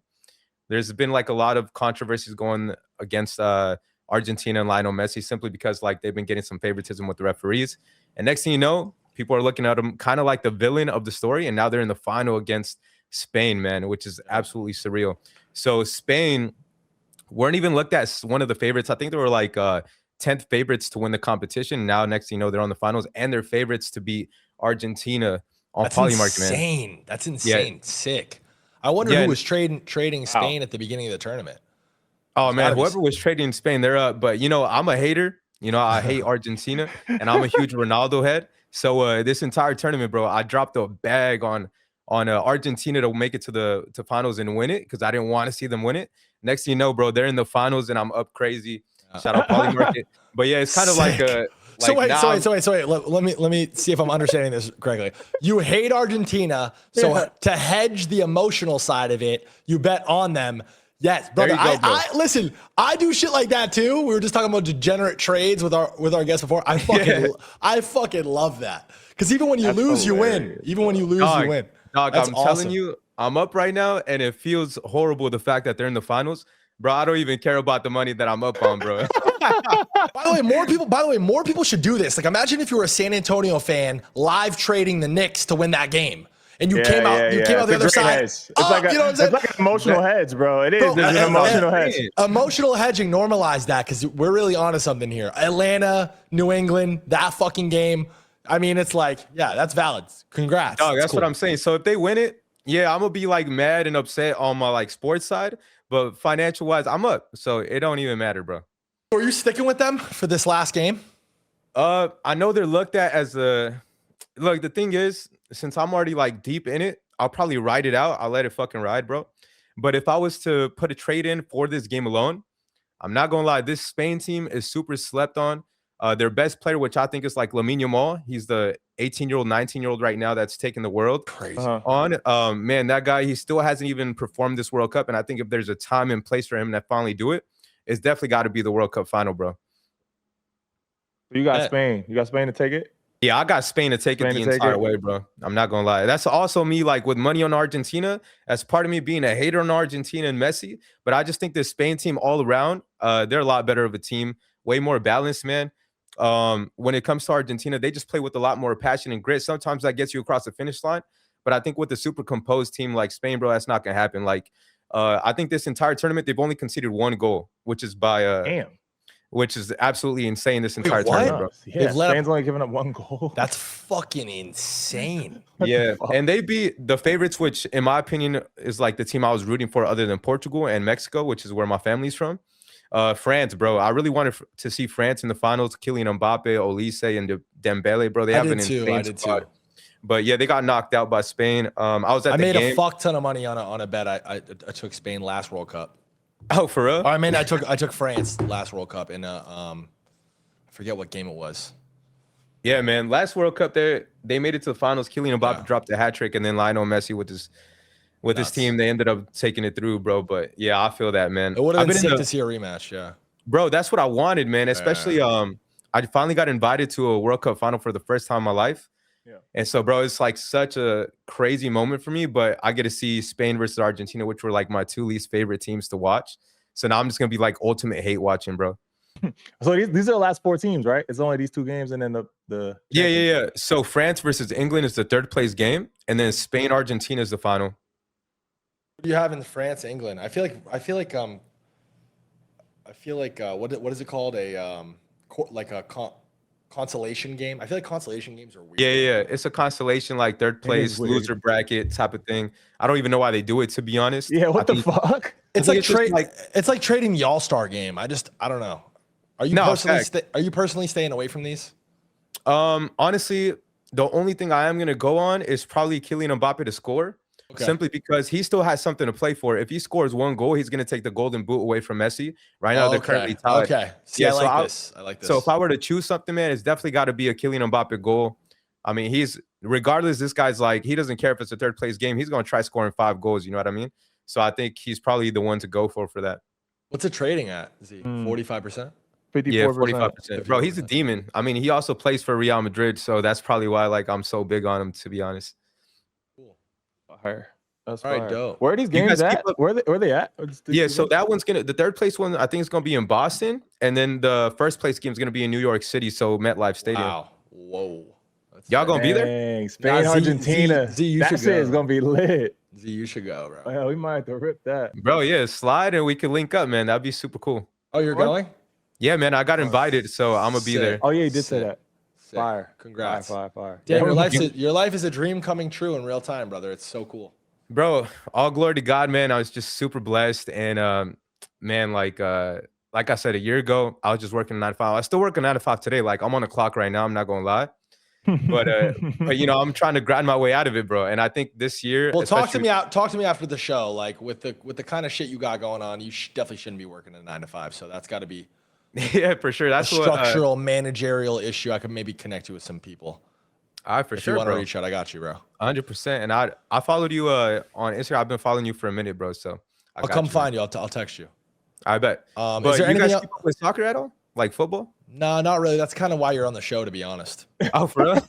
Yeah. Bro, like American football, I got you. But football, nah. Yo, if y'all got to choose a team, you got to go to Real Madrid over Barcelona. Honestly, the swag is out the roof, way better, bro. And honestly, everybody looks at us like the villains. And honestly, I love being the villain, bro. The villains being way cooler than being a hero, to be honest. So you got to go. I agree. Darth Vader, bro. Yeah, bro. Like in the Champions League. Yeah. Exactly, bro. The Joker, he's him. Yeah. He's him. He is. And Argentina fucking won last year, so fuck them. Yeah, fuck Argentina, bro. Fuck Messi. I love that. What do you have any opinions on LeBron? Because I feel like can we look at the LeBron? I know it's a hard pivot into basketball, but can we look into LeBron, the markets around LeBron and his next team? Yo, LeBron James. I think if there's one last year that I would like to see him at, it's got to be with my boy Steph, bro. I'm from Oakland originally, California. And so I'm a huge Golden State Warriors fan. I got to see him with Golden State one season, bro.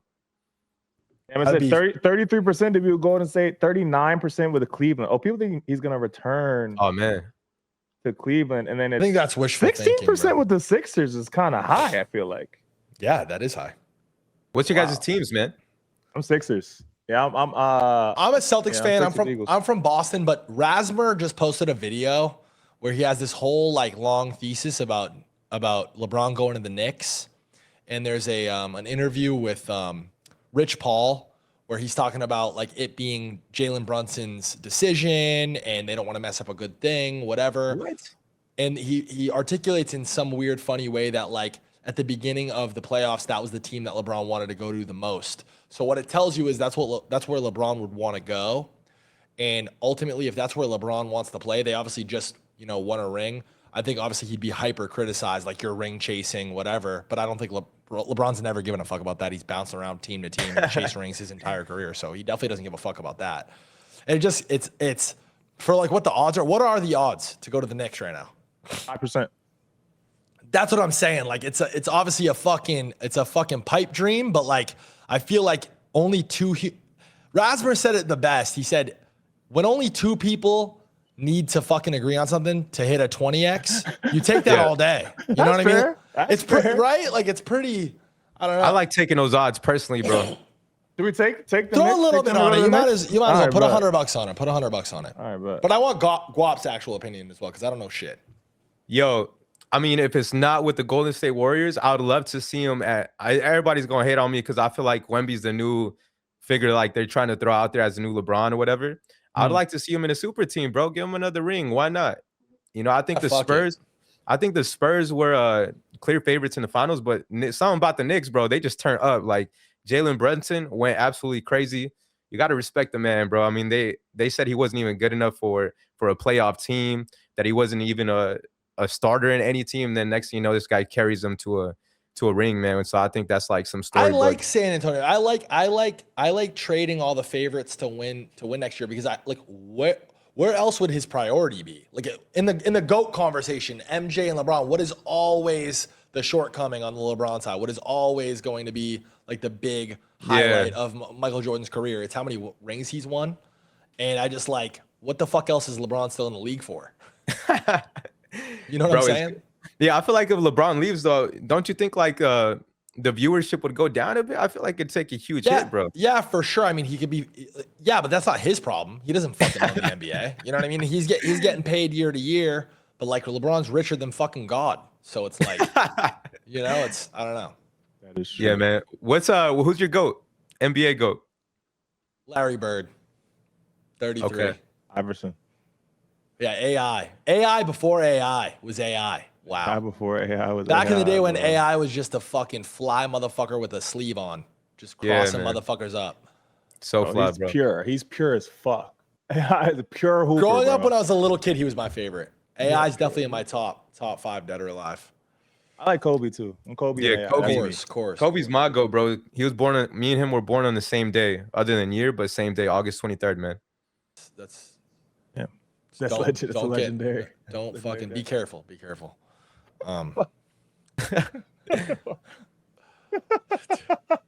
What do you mean, bro? Get on. with you, What are you bro? telling me not to get on a What's wrong with helicopter? you, or bro? something? Dude, that's not what I said. What's wrong? So I said I was talking to production. Production was picking up.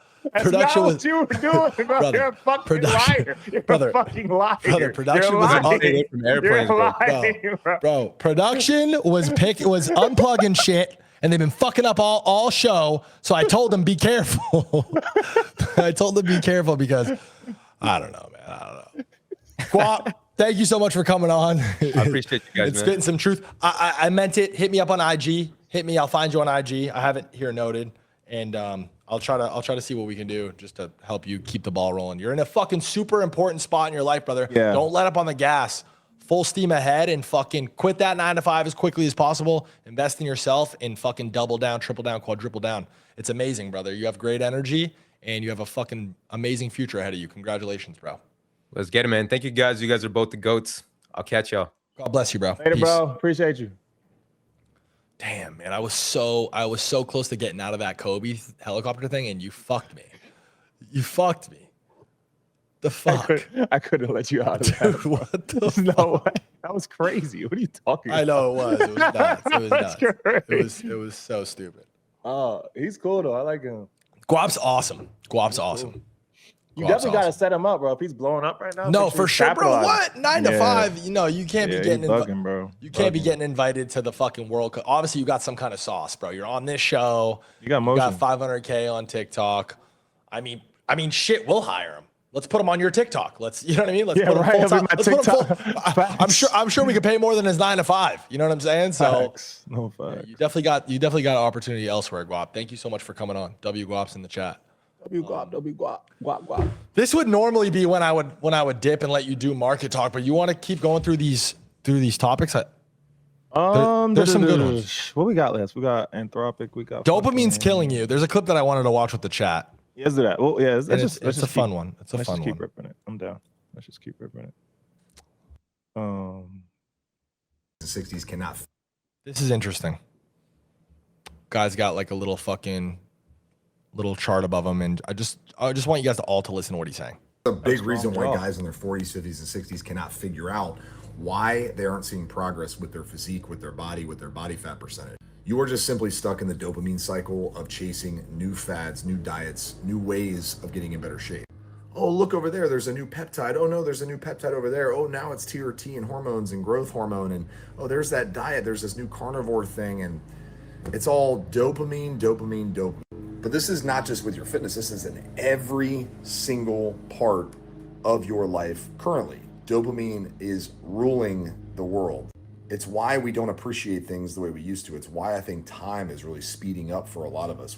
That's just have crazy. So much stimulation and distraction. Because everyone's experiencing. If dopamine is killing you, I'm dying fast. No, facts. But I think we all are. I think everyone in this chat is. I think the way that all of this stuff is set up and levered against like just the human psyche, it's set up that way. It's like, how can we pump these people full of dopamine? Because that's where your brain naturally is gonna sit. You're gonna sit on the slot machine. You're gonna sit on Twitter and scroll it. You're gonna sit in a fucking Twitch chat, and it's fucked. But the bar that he spit that I thought was so interesting was, I think it's the reason why time is speeding up. I feel like we all, I don't know, chat, you tell me. I feel like we're kind of all experiencing this phenomenon where time is moving so incredibly fast. And maybe that's perspective for me because I'm getting older. So time is literally just like, I don't know, days are shorter, but it's, I don't know, bro. It's play a sport versus gamble on a sport, you know? Reading a newspaper versus fucking clickbait. You know, it's like that short-term dopamine. It's diet. Eating a McDonald's meal versus eating like a fucking farm-fed, organic, like good meal for you. It's like the fast food tastes good in the moment. It's nice, ice cream, candy in the moment. But long-term, the effects are fucking detrimental. It literally will kill you. Yeah, I struggle with this a lot because, I mean, obviously my dopamine loop is so fucked because of how my X is. Like, I get fucking 50K replies on X a day. Like, whenever I tweet anything, it's fucking instant, immediate, hella fucking engagement. So and it does give you dopamine. It does. It gives me hella dopamine. But the thing is, like, I can positively use that in a way that's like, I think it's positive for people and positive for me. Like, it obviously makes sense to do. But like, the difficult part is unplugging when you're not doing that. Like, that you got to be able to unplug and be good and doing like things where you're not hooked into the internet 24/7. But you also have to realize, like, it's net beneficial for me, like, as an individual. So it's definitely hard to I think the most important part is, though, exactly what you're saying. You're noticing it. You're paying it mind. You're like aware that it's happening. I feel like so many people are unaware that it's happening.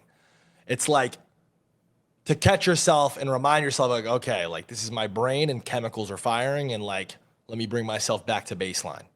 You know, like, that's why it's so important. Rasmer posted this tweet. Did you see Rasmer tweet? I crashed out. He posted this big long article, kind of just like, did you see this or no? I wasn't planning on bringing this up, but it's interesting. You didn't see this? Rasmer crash out? Yeah, he said I crashed out. Somebody told me about this. I didn't see it though. Somebody did tell me about it though. It's pretty good. I mean, he's just talking about like humility and like, yeah, what happened with him in the last couple of weeks on Twitter and emotions and being in public, what changes now. And it was a really good read. And I followed up with something along the lines of the part that I want to share is it an article or is it like, oh, it is an article? Yeah, it's an article. I'm gonna look at it. I'm looking at it right now.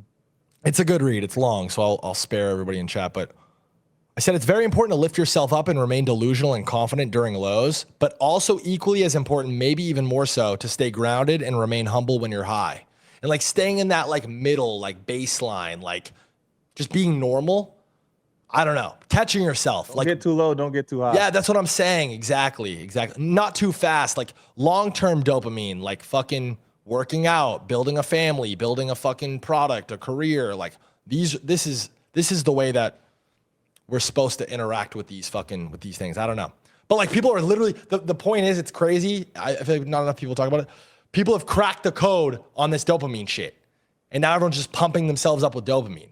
Like, what does the future look like? Like, is it going to get to a point where you literally have a fucking IV in your arm or your brain's connected to a computer and it's like literally just euphoric pumping you with dopamine? If that's like what everybody's goal is, which the market is proving that it kind of is, right? I don't know. Yeah, it's scary. I mean, we talk about it a lot. It's like the difference between being a consumer and being like a producer of content. There's definitely a trend going on where it's like there's people who are contributing to how much money these social media platforms are making, and they're not learning anything from these social media platforms. And then the social media platforms are optimized to keep those people in the loop of not learning anything and just spending their time scrolling. and then there's the people who are like creating the content and are the like producers of content, and they're like using the platforms in a beneficial way. But I think everybody spends some time on social media and knows that it's like a dopamine loop. You just have to be conscious of how much time you're spending. I think you're giving people too much credit. I think there are more people that don't know than you think. Like, I feel like a lot of people are fucking bots, like actual just sheep who don't. It's true. Who I mean, don't, that's who don't maybe. know. Yeah. Like you and I, yes, the people that we hang out with on a day-to-day, anyone that's like working for us or like close enough for us to have these conversations with, yes, those people likely understand to that extent at least. But dude, there are so many fucking people who are stuck in this hamster wheel. Imagine what it takes mentally for a person to even like actually work a minimum wage 9 to 5. And I say that with all due respect. I just mean like being stuck and being okay with that and satisfied with that. I think it's totally okay, and it's commendable to be working as much as you possibly can and make money any way that you can. That's the important first step. You need fucking capital any way you can get it.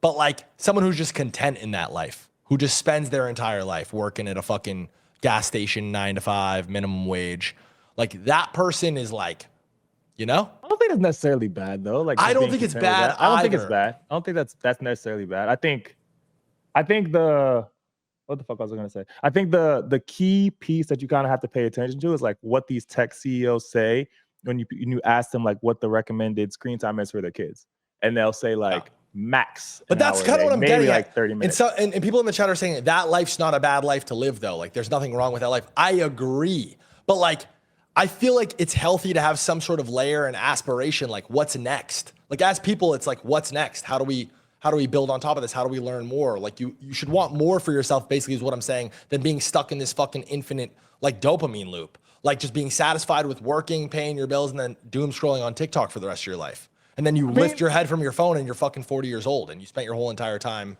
I don't know. I think I disagree, to be honest. I think people can be content with their 9 to 5, not having like crazy high aspirations, but their goals and desires are like having a family, finding like fulfilling relationships, like having like fulfilling friendships. But it's like not work related. They're cool with like what they're doing in work. Like this is my job. I agree with that. I'm cool doing this for X amount of years, but like I'm focused on my relationships. I do think that's a much better. I agree with that. I think it's the ultimate goal. I think a family is the ultimate goal, and having kids is the whole point that we're here. That's productive though. That's positive. That's like a positive effort. Yeah. I just mean like, I just feel like there are so many fucking people. You see like the incel rate, the marriage rate. Like there are so many people who live in this like programmed, botted, like hamster wheel type life where they go, they do their job, and then they play video games all day or sit on Twitter all day or sit on TikTok all day. That's true. I don't think that's a good life. I think that's a very unhealthy life. I think that if you found yourself in that, and if that description matches your life, that's a fucking, you should try to escape that as quickly as possible. That's real. I agree with that. That's real. I think if you're not focusing on the relationships piece, then you're like, that's dark. Again, it kind of brings it full loop back to the conversation of like, you should be chasing like long-term sustainable dopamine, like real, like you should really love your life instead of convincing yourself that you love your life every day with these little hits of dopamine. Yeah. I think one of the things that people have used AI for, honestly, that's been like very useful for people is like being very honest and transparent and with like where they are mentally, where they are emotionally, where they are physically, and like tracking those things on like an objective way to track all those things. I think some people can kind of get off the rails. Like I've done this before. Like you just get stuck in a loop. Honestly, I did this when I was like first started in software engineering. You kind of just get stuck in a loop where you're not really progressing as a person, or not really progressing in work, or not really progressing emotionally, and you're just like in a loop of doing things. But I think you can be comfortable working whatever job it is as long as you're pursuing bettering yourself in any sort of goals. It's all about goals. You set a goal, time frame, whatever, and slowly but surely you work toward that goal. I think honestly it could be you just said it perfect. I think you can just kind of simplify it, and this is why goals are so important. This is why having any sort of goal is important. And get better every week, get better every month, get better every year. Yes, you need to. Absolutely. The chat is telling me tell people to read books. Tell people to read books. You read? I do, but not as much as I should. Last year, I fucking hard committed to reading every day, and I fully have fallen off of it recently. And we should read. We should like read every day. We should do a little MarketBubble book club. Yeah, we should read every day, bro. We should read every day. I think. What is the last fucking what is the name of the last fucking book I got? Was it Fahrenheit 411? 451? Is that it? 451? Fahrenheit 451? Yeah. Have you ever read The Way of the Superior Man? I have it. I have not read it. Read that book. You could read that in 2 days. Read that book. That's a good one. Everybody in chat should read that too. There's a book that Thread guy was talking about recently. Have you read the Nate Silver On the Edge or something? I forget what the fucking book's called. I have it, but I haven't ever read it. On Edge. No, I don't think so. It's like a finance book. Finance books are fucking miserable too, 99% of the time. So, On the Edge, The Art of Risking Everything, Nate Silver. It's actually where he discovered Chris Camillo was in this book. That's like Chris Camillo has like an or no, sorry, there's another book. I don't know. I'm fucking retarded. We should all be reading now. I think the last book I read was fucking this book called Sourdough. Actually, I think is what it was called. Somebody said, Banks, read the Bible. I'm sorry. I read the Bible a little bit this year, but I think the last book I read was fucking this book called Sourdough. It was about this. I think she was a software engineer. She's a software engineer. Market Wizards, that is the one, chat. Thank you. I think it was about the software engineer in Silicon Valley or Cali, and she learned how to like make her own sourdough bread, and it put her on this weird fucking journey and shit. We should start a MarketBubble book club. I'm with that idea. I swear to God. I swear to God I'm down. I swear to God I'm down. Well, what's the first book? Let's just do it right now. Let's read a book. Have you ever read Market Wizards? We should do Fahrenheit 451. Yeah, I have read Market Wizards. Don't you think we should do like something that's like kind of in line with the show? Like that falls somewhere in finance books are fucking horrible. The chat knows the sourdough book. That's fucking funny. Chat knows everything, by the way. The chat goes hot girls. I was just saying something in like along the lines, especially for the first one that we pick, like something that's like I've read Fahrenheit 450. Is it 451? 451, yeah. And it's like fantasy, right? It's like maybe something more along the lines of like Bro, I think the book is actually about like they ban reading books. I think that's actually what the book is about. They ban reading books, and then like if you get caught with books, they like try and kill you or something. You know what we'll do? We won't half-ass this. We'll put together like a list of like 10 books, and then we'll have Twitter vote on it. That's cool. Yeah, I'm with this idea. Let's do that. Knowing me and you, look at us being productive. Look at us. Knowing me. Look at us reading and being productive. Wow. Fuck. Wow. Look at these guys, man. Knowing us too. By the way, this is A, either never gonna happen, or B, it's going to happen, and we're going to go hard on it. We're going to be like, yo, what the fuck are we reading? Chat, hold us accountable. Hold us accountable. I'm not reading 48 Laws of Power, bro. Fuck that book. That book is dark, brother. It's dark. I've never read it, but I just feel like it can't be good because too many people say it's good. It cannot be a good book. It can't. It's impossible. I refuse to believe. I feel like it's a very important book to read. If nothing more than to just like be aware that these are things that like are happening. Why? Just, I don't know, to play defense, brother. The book is all about fucking... What is it about? Like, what are the things? Power dynamics, manipulating people, Machiavelli shit. It's fucked. It's like the fucking Illuminati, invisible hand shit. And they always bring it back to like a point in history where like somebody ultra successful in history, like some fucking conqueror or some king or something applied this. I don't know. I couldn't get through the book. It's a very, very tough read. It's very, very tough. Because it's just brutal, bro. It's it's fucking dark. And it's thick, but I think it's an important one. I want to at some point finish it. I think I'm on like law 40 fucking 22 or something. We're gonna read a book a month. That's what we're gonna do. We keep talking about how like the brain rot, Zoomer brain rot, TikTok scrolling. I feel like the best counterbalance of that is reading books by far. 100%. I really fuck with this. We could be the new who's the old lady that has the show and she does like a Oprah. Dude, that's so foul.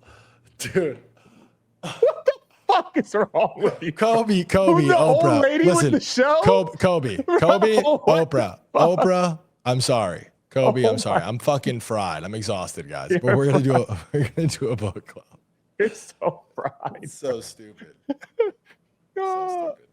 48 Laws of Power is very good. It's goated. That book changed my life. I feel like I can manipulate Ansem when we're in the same room. See, that's how niggas talk when they read 48 Laws of Power. Yeah, it's fucked, dude. It's fucked. No way. This dude is how do we take $1,000 away from that guy?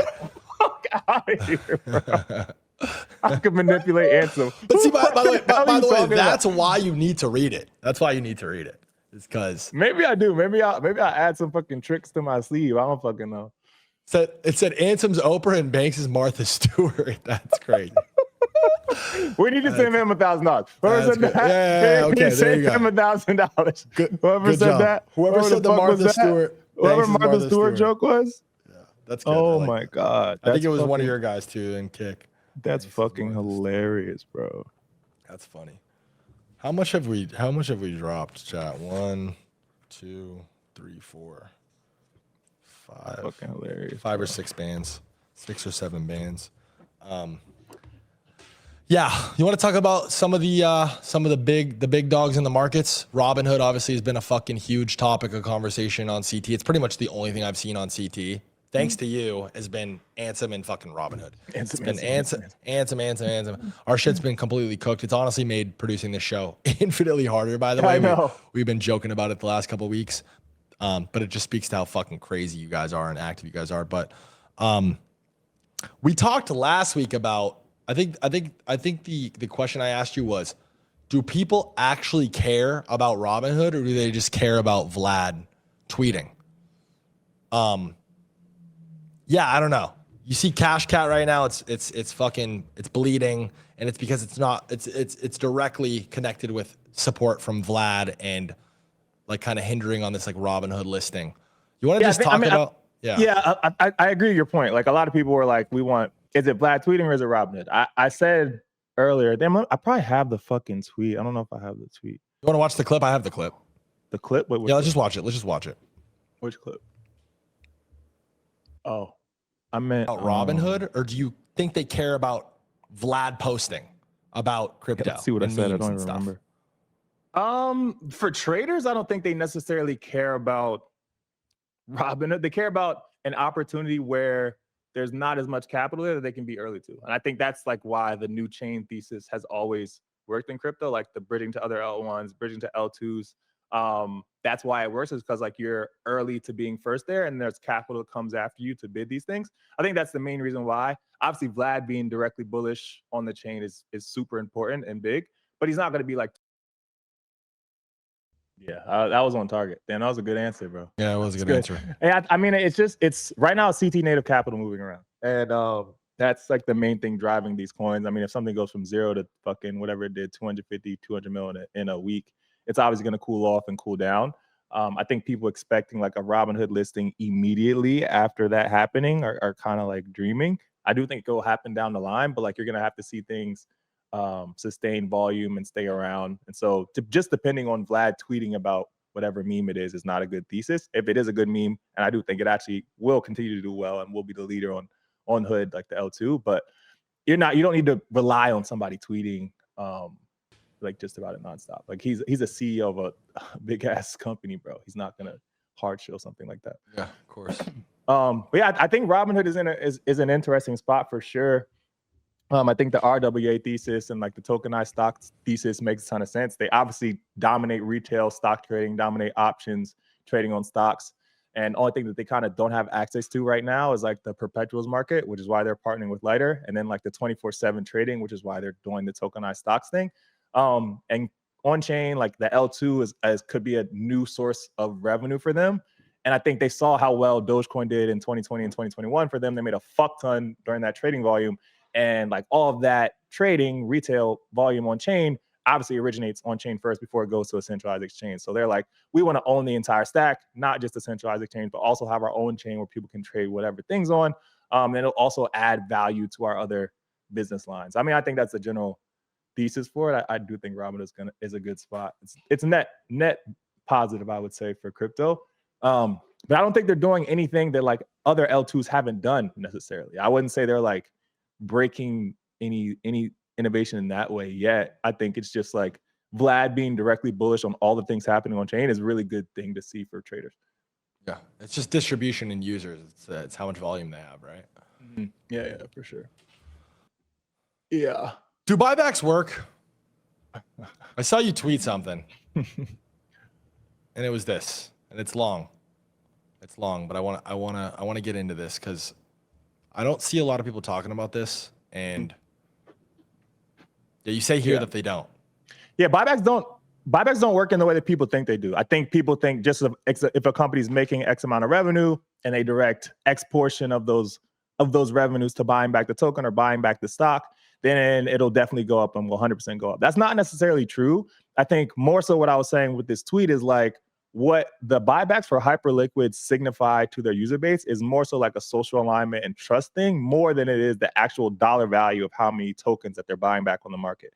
Like Hyperliquid not promising anything with their airdrop and just giving it out to their core user base on certain metrics that they predetermined, and then continuously buying the token back with whatever it is, 97% of their revenues, is more so aligned everybody that the token is the most important part of their business, and that they're aligned socially with all their core users, not necessarily the dollar value amount of revenue that they're buying back, which also is important. But there are other companies who do buybacks and are doing buybacks where it doesn't have as big of an impact. And I think the reason that it doesn't have a big of an impact is for two reasons. One, they could be spending that money a lot more effectively than just buying back the token. They could be doing better hiring. They could be doing better marketing. They could be expanding their business lines to other things. And then I would say the second reason is that like they don't have as high of a trust score that something like Hyperliquid does. And I referenced Pump specifically in this because Pump promised that they were going to do an airdrop. They obviously have not done that airdrop, and their core user base kind of feels like they were slighted in that they weren't rewarded for helping the platform make $1 billion in revenue and then do $1 billion ICO. And if the platform users is not aligned with the company, it's obviously a lot difficult for people to be bullish on the token. So that's essentially what I was saying. It was like this trust score, like trust value is more so what the buybacks are signifying rather than just like the dollar value amount. I think another thing that people were referencing in the post, which I also kind of mentioned a bit, is like how durable the revenues are of whatever business is. So buybacks can vary depending on what people think the business is going to do in the future and how they're going to grow those revenues and how consistent those revenues are. So that's another piece of it. But I would say more so than anything, it's like the trust piece and the social alignment piece. Good answer. I don't know if that was kind of long. Well, the short answer is just no. No, we don't think that they do work. Yeah, Thread Guy followed up with a funny reply to that, and it was something along the lines of like, Pump Fund could do the airdrop tomorrow, and half of CT would think it was fake. Like that they would find a way. They would find a way. That's funny as fuck. Yeah, that's the thing with trust, bro. Like some people don't even think their buybacks are real, which is like they're obviously real. It's on chain. It's on chain. Yeah. What about Anthropic? We haven't talked about it. We started this show. It's obviously we're on episode 11. We were talking about Anthropic a lot in the first few episodes, and that's kind of slowed down a bit. Is Anthropic losing aura? It kind of feels like they are. Yeah, I don't know why. I don't know why it feels that way. It just feels that way to me. Yeah, I think they are. I mean, people are kind of seeing Anthropic now as like they shielded this Mythos thing super hard, right? That was the first kind of thing that was weird. They're like Mythos is gonna break everything. Like if you don't have access to our model, like you're at risk. Like Yep. And what that did, it kind of scared the government. The government's like, well, fuck, if Mythos gets out, then X, Y, Z could happen. And we're overly concerned about it. And all the AI guys, like the really smart engineers, were like, bro, you don't need to fucking overly yell about these concerns and all these things because now the government is overly concerned with having access to these models, and now they're going to want to take and be in control of how these models are spread and disseminated. And so, like, if that's the setup with the government, then obviously it's like that's good for people who own the models because they get a deal with the government to do X, Y, and Z. But for like the general industry, that's obviously not a good thing. And so I think that's part of why people are kind of negative, bearish on Anthropic. But also with the recent models, people have said that the spend is like not as efficient as it was previously, and like ChatGPT and Codex have been like a lot more effective in building things. So I think those are like the two main reasons. Did you see this this like commercial they put out? I want to say, to be honest with you guys, I want to say they ripped this directly from Polymarket. When you watch this, anybody watching, if you guys remember, Polymarket just just put out a World Cup commercial with Rick Rubin in Future. And it was like, just tell me when you watch it. You've obviously seen that commercial, Z. Yeah. Yeah. The title of this is There's Hope in Hard Questions, which is like very reminiscent of what Polymarket just did. But let's watch this.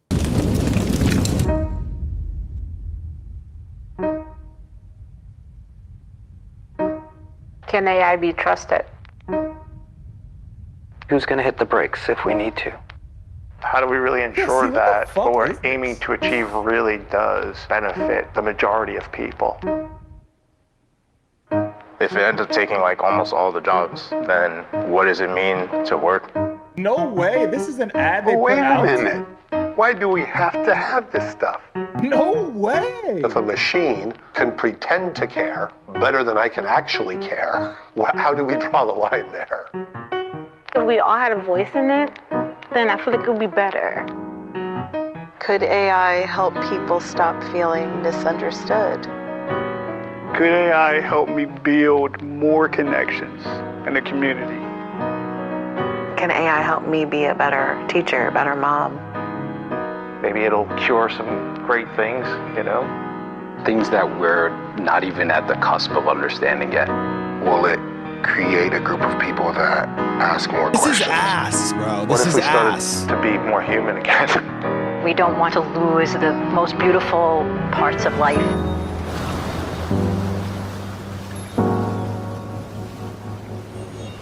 Yeah, see, they're leaning too far on the dystopian shit, bro. They're just leaning way, way, way too hard in that It's just- direction. And it's making people not want to fuck with them. That's what's literally happening. They just missed the mark on it. Like even the engagement with it, there's 7 million views. There's only 15,000 likes. I don't remember when they took a shot at OpenAI. I think it was a Super Bowl commercial, and it was like, it was my favorite one. Maybe not Super Bowl commercial, but it was like, I don't know. People loved it because it was like, It was like, you guys are gonna do ads, like, or we don't do ads. yeah, exactly. Your humanoid AI was like spitting out ads and fucking like whatever. But yeah, they fucking missed the mark on this, bro. This is fucking minus 20,000 aura. This is fucking ass. that ad was ass. It looked like AI made it. I'm not saying that's a bad thing, but yeah, man, I don't know. Sam Altman fucking fired some shots. He tweeted this. Look at this. Tweeted back at him. He quote tweeted it. And it has almost more likes than the ad itself. So, I mean, by Twitter math, seems that people agree more with him. I thought this was satire. Kept looking for the handle spelled. The fact that he typed this out, bro. Claude AI with the one. That's good. This is awesome. That's awesome. That's high quality shit posting right there. Him That's talking high quality. shit. High Him quality talking shit. It's great. But yeah, I don't know. Just like socially feels a little bit. I don't know. Definitely losing aura, but they can get it back. I mean, I don't know though. That dude Dario's his what the fuck is the word for the fucking his damn, what is the word for like how you look the fucking, you know what I'm talking about? Physiology. His physiology. Yeah. Fuck, I gotta remember that. His physiology is off, bro. It is. All these guys. Who's Sam Altman or Dario? I think Dario. Sam Altman's is even more off. He's like fucking Mark Zuckerberg levels of just like alien robot person. Like soul has escaped his eyes. I don't know. It's tricky, bro. You got to be a sick fuck to be in their position. You just have to be. Yeah. Where's You're that like, I'm either Polymarket building ad? the Antichrist or I'm building God. Like that's what I'm doing right now. Facts. And you have to be a fucking psycho to think that either are possible. And you need to believe that that's possible in order to do it. It's insane. It's crazy. It's crazy. Bro, I want to find this fucking World Cup ad. Why can't I find this? Everyone posted it. I mean, we both definitely posted it.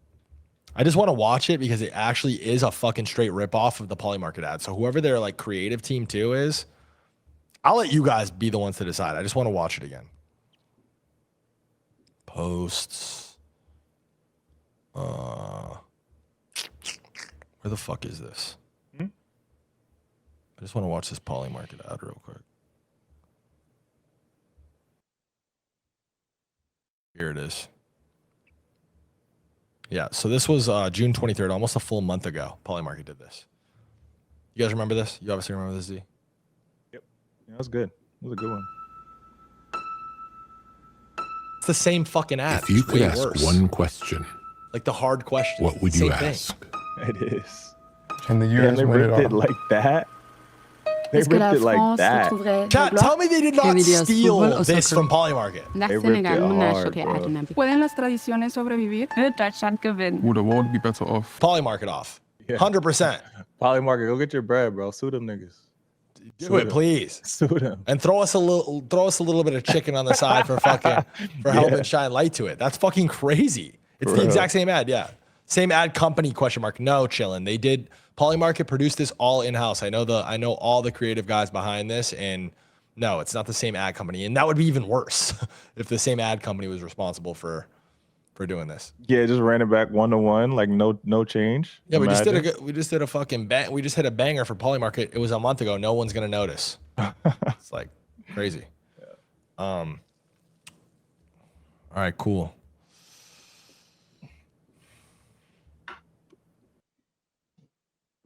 I have here. Should we pull up that pump tweet? Because actually, should we pull it up? The fucking do it. The pump. What the fuck? Where the fuck is it at?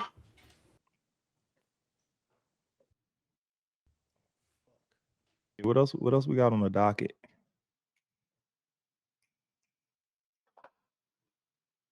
Yeah, we did it. Yeah.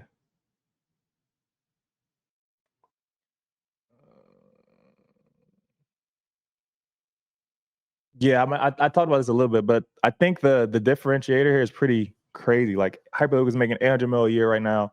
Pump Fund's making 440 mil a year right now. Hype trades at 65 billion FTV, and Pump trades at 1.4 bill FTV. Like that's a huge difference for only double the revenue, clearly. So people, one, don't believe in the future of Pump's business, or two, like I said, it's like the trust premium the Hyperliquid has over Pump Fund. But I think it's possible to shift this. I just think it's going to take a lot of work on the Pump Fund team side. But I do think it's possible for sure. And I do think if you're betting on like attention and volume coming back to Solana, then they obviously should be one of the main beneficiaries of that. So that's kind of the thoughts on this, but they have a lot of work to do for sure. Yeah, the chart is pretty bad. I think above this range low, like if you can close through this like cluster here, it probably runs. Probably the cleanest is to wait for like a yearly open reclaim. If you want to get risk, like high risk, you probably could wait like 17. But I think clearest is probably above like 1900. Until then, it's kind of just in a downtrend. Chart is fucking crazy. It's down what, like 80%? Crypto, man. 80%. It's one hell Bro, of an industry. they have bought back $400 million of this token and burned it. Crazy. Isn't that crazy? It's insane. Like that's nuts, bro. They could have just airdropped 80%. it. They could have just airdropped it instead. Yeah, that's fucking nuts. I have here, and I just want to ask you your opinion on this. Is China putting OpenAI out of business? I think they could, bro. I like all the open source models that are coming out of China and the Chinese labs. Like if they get good enough to the point where the usage of the main labs is too expensive, and you can use an open source model that comes out of China for like Brother, this right here is fucking nut. 80% of the cost. This is like, oh my God, 1,000th. Yeah, 1,000th. Oh wow. Says 1 million AI tokens cost 50 cents from China versus $56 from Anthropic. That's bad. That's nuts. That's really bad. That's a little scary. That's really bad, bro. You know why this is really bad? This is really bad because like the labs and the return on investing in the labs is like 90% of what's driving like the stock market return. Yeah. So like when those investments don't make sense anymore, then what the fuck? Yeah, when it becomes close to free. I mean, 50 cents is pretty close to free. It's a lot closer to free than it is to fucking $56. It's crazy. It's insane. That's really bad. It's bad. It's really bad. Actually, really, really bad. That's not good. That's not good. That's not good. It's kind of in line with what we were just talking about with Anthropic losing aura too. Like these fucking companies like OpenAI, Anthropic, like you just said, their entire business's success hinders on like their own internal thing. Like once this shit, I don't know, and China's in this like, China's made this effort to make all this shit open source and like fucking super cheap. don't know, man. I don't know. It's definitely a non-consensus take for sure. Like this is definitely the because if this was the consensus take, tech stocks would be down like 40-50%. Bad. Yeah, bad. I think it always comes, it's even like the pro fucking MicroStrategy Sailor Bitcoin thing is like the US government's just gonna come bail this out. They're just gonna come buy it all, right? At a discounted rate is kind of like the thing. And then I feel like maybe the same is here with this. Anytime I find myself going too far down the rabbit hole of like, fuck, we're gonna lose this to China. It's like, well, we can't. We just can't. So like, you know what I mean? Like, do we just infinitely print money and bail these companies out? Because we just can't. We cannot lose. Yeah, I mean, well, they definitely want to outspend them. But that's the thing, though. You need the models to be so good that it's like worth them being that much more expensive. And are they 1,000 times better? Definitely not. There's no way. Yeah, that's the thing. Like the spending makes sense if they are that much better. I think we're kind of entering a point where honestly you're gonna need to see like the real, like material impacts. Like I think we've seen some of them. Like obviously the models for coding have gotten a lot better, but I think it's gonna have to add like significant changes to how much money a lot of these companies are making relatively quickly. Probably about, I mean, I don't know. Someone said China about to put OpenAI out of business with Temu GPT. Temu GPT. Temu GPT. Temu GPT is good. That's funny. I like that. That's good. Fuck. Yeah, it's scary, bro. That's dark, bro. Yeah. I feel like I need to. I'm lacking on using them versus using the other, like the main models. I need to be testing out more, like exactly what you can do with them and everything. Because then I'll see it clearly. And there's definitely a trade there, like 1,000%. Yeah, for sure. 1,000%. We talked about it. What's DeepSeek like worth now? I know it's private. I know it's Chinese company, but remember we were talking about this DeepSeek versus Anthropic and the discrepancy. $1 trillion versus at the time I think it was like 400 Bs versus 10 Bs. 74 billion. Wow. Remember this? Wait, somebody go get the fucking clip. We were both trying to put our whole fucking lives into it at 10 Bs. Hyperliquid. We were begging Hyperliquid to fucking list it. I'm not bugging. We said this, right? You're not. We did say this. That's the quick 7X, bro. We did. How do we trade this shit? We can't trade DeepSeek, but we can trade CXMT. CXMT is live on Hyperliquid right now. And that's what we just brought up? CXMT is like the Chinese version of Micron, I believe. So Micron's like obviously one of the biggest memory suppliers in the US, and CXMT is like one of the Chinese versions of that company. I saw something crazy. Are you trading that? I haven't traded it yet. I need to. Actually, we can pull it up though. I'll look at the fucking. Let's see. Perps CXMT. Yeah, here it go. So CXMT, it got listed on Hyperliquid, I think yesterday actually. Yeah, yesterday. So they're planning their like IPO soon, and CXMT is, as I said, like the Chinese or what's their market cap versus Micron? Of Micron, I think I don't know what it's expected to IPO. I know that this market right now is trading like 6x higher than what it's expected to IPO at. Wow. Actually, I need to look it up. Let me look it up.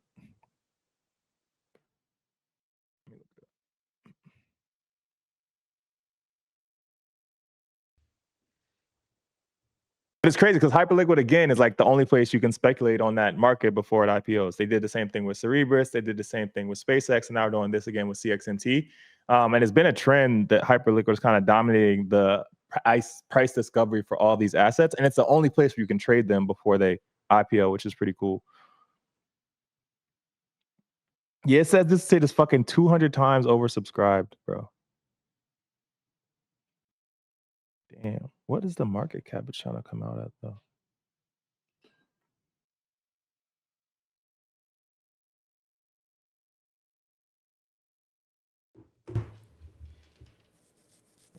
Guy Jukes.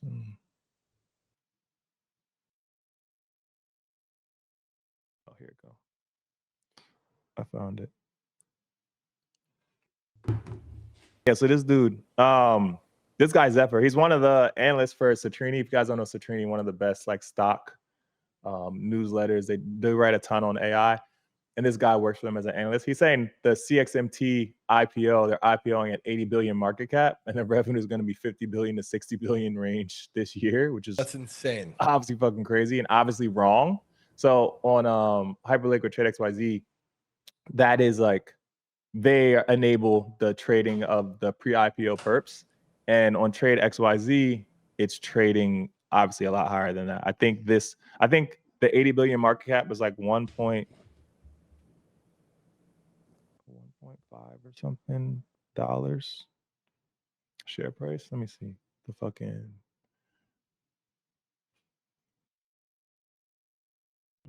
Yeah, 1.28.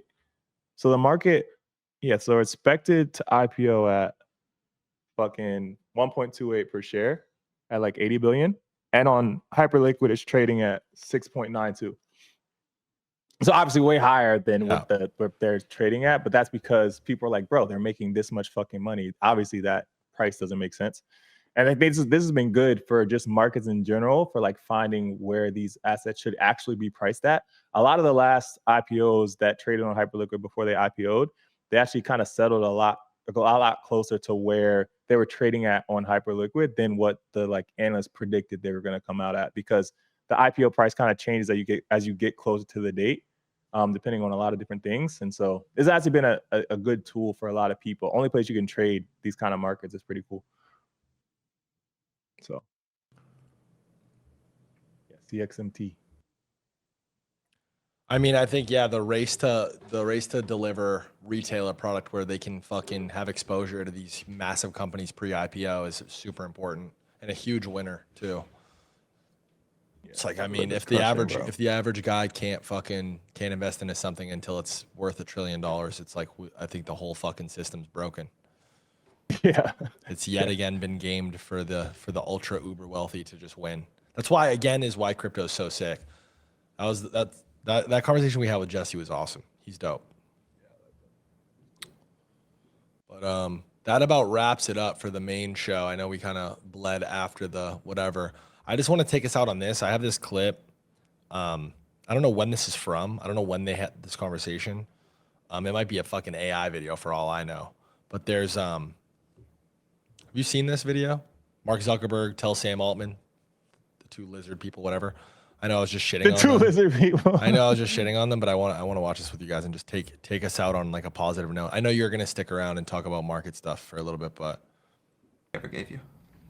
I think Peter was the person.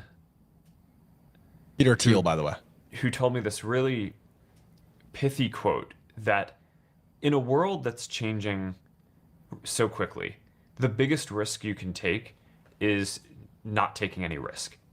And I really think that that's true, right? I mean, a lot of people, I think that, whenever it comes to, whenever you get yourself into a position where you have to make some big shift in direction or do something, there are always people are going to point to the downside risks of that decision. And locally, they're maybe right? I mean, for any given decision that you're going to make, there's that guy's upside AI. and downside. But in aggregate, if you are stagnant and you don't make those changes, then I think you're guaranteed to fail, right? And not catch up. So to some degree, I think it's really right that take risks, ladies and gentlemen. If you're watching the show right now, Z, you and I have taken fucking 100 different life-altering risks in our lives. And whether we succeeded in those risks or failed in those risks, we gained something in taking those risks. And I feel like that's kind of been the theme of the episode and the day. And I know I have to remind myself of this constantly. I also saw you interact with this tweet. Such a good tweet. You retweeted this or quote tweeted it or like responded to it. Bars, yeah. Yeah, bars. And it's so good. You must believe you are special and then go so hard for so long with such violent refusal to accept any other ending that reality itself starts running out of ways to tell you no. You must wage a war daily against the ordinary outcome until the belief you invented out of nothing in a room by yourself has been hammered into the world so many times that it stops being a claim and becomes reality. It's one of the best tweets I've ever seen, by the way. Seriously. I mean, I've ever seen, by the way. If you are here to some degree, you prescribe to this thought and you believe in this, and you have some sort of willingness to like be better and learn more and position yourself and you're delusional like us. And I just feel like everybody should burn this into fucking, print this out and fucking tape it to your wall somewhere, because it really is that good of a tweet and that good of a message. And yeah, be delusional. I mean, it's funny. We interview a lot of founders, CEOs, hyper successful people on the show. I go deep and watch all types of interviews. I'm kind of around the same conversations with the same types of people. And the one thing, the one common denominator across the board with all of these fucking people who have changed the world, by the way. Some of these people have changed the fucking world. We talked to Jesse. I mean, Coinbase has fucking changed the world, you know? And every single last one of them, they were the first person to believe that it was possible. And they that's how they started their whole thing. They were the first one. So be delusional, be confident, and don't accept no for an answer. Be resilient and take the risk over and over and over. Fail 1,000 times. You'll hit once. You will. Yeah. If people don't call you crazy, your dreams aren't big enough. That's what I say. 100%. It's true. It's 100% true.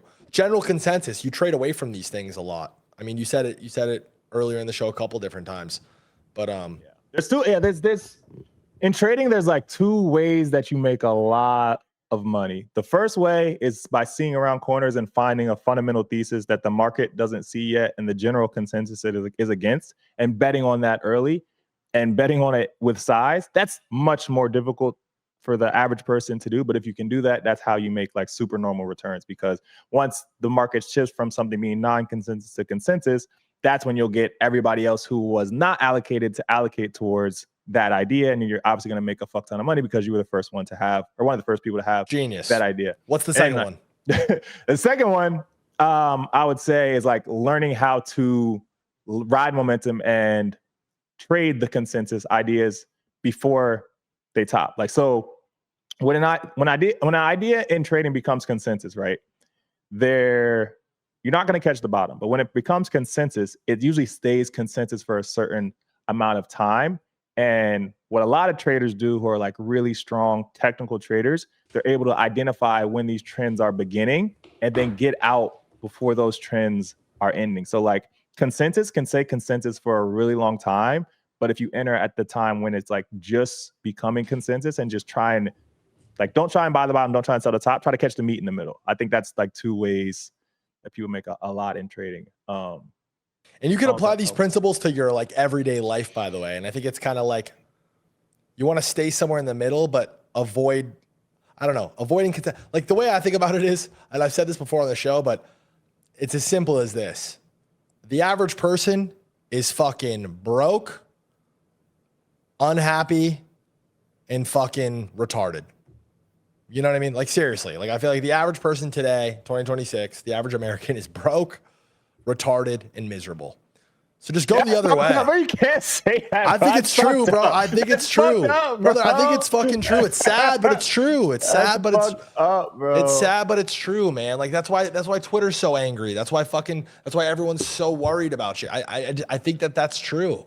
It's fucked, but I think it's fucking true. See, yeah, Banks is right. I appreciate that. Banks is spitting. I don't know. And listen, to expand on that. And somebody said you just described me. Well, welcome to the show, baby. That's fucked, this is right where you need to fucking be. W-Unk. I agree, not gonna lie. Listen, in the point that I'm making in that, it's not just to like fucking shit on the majority of people.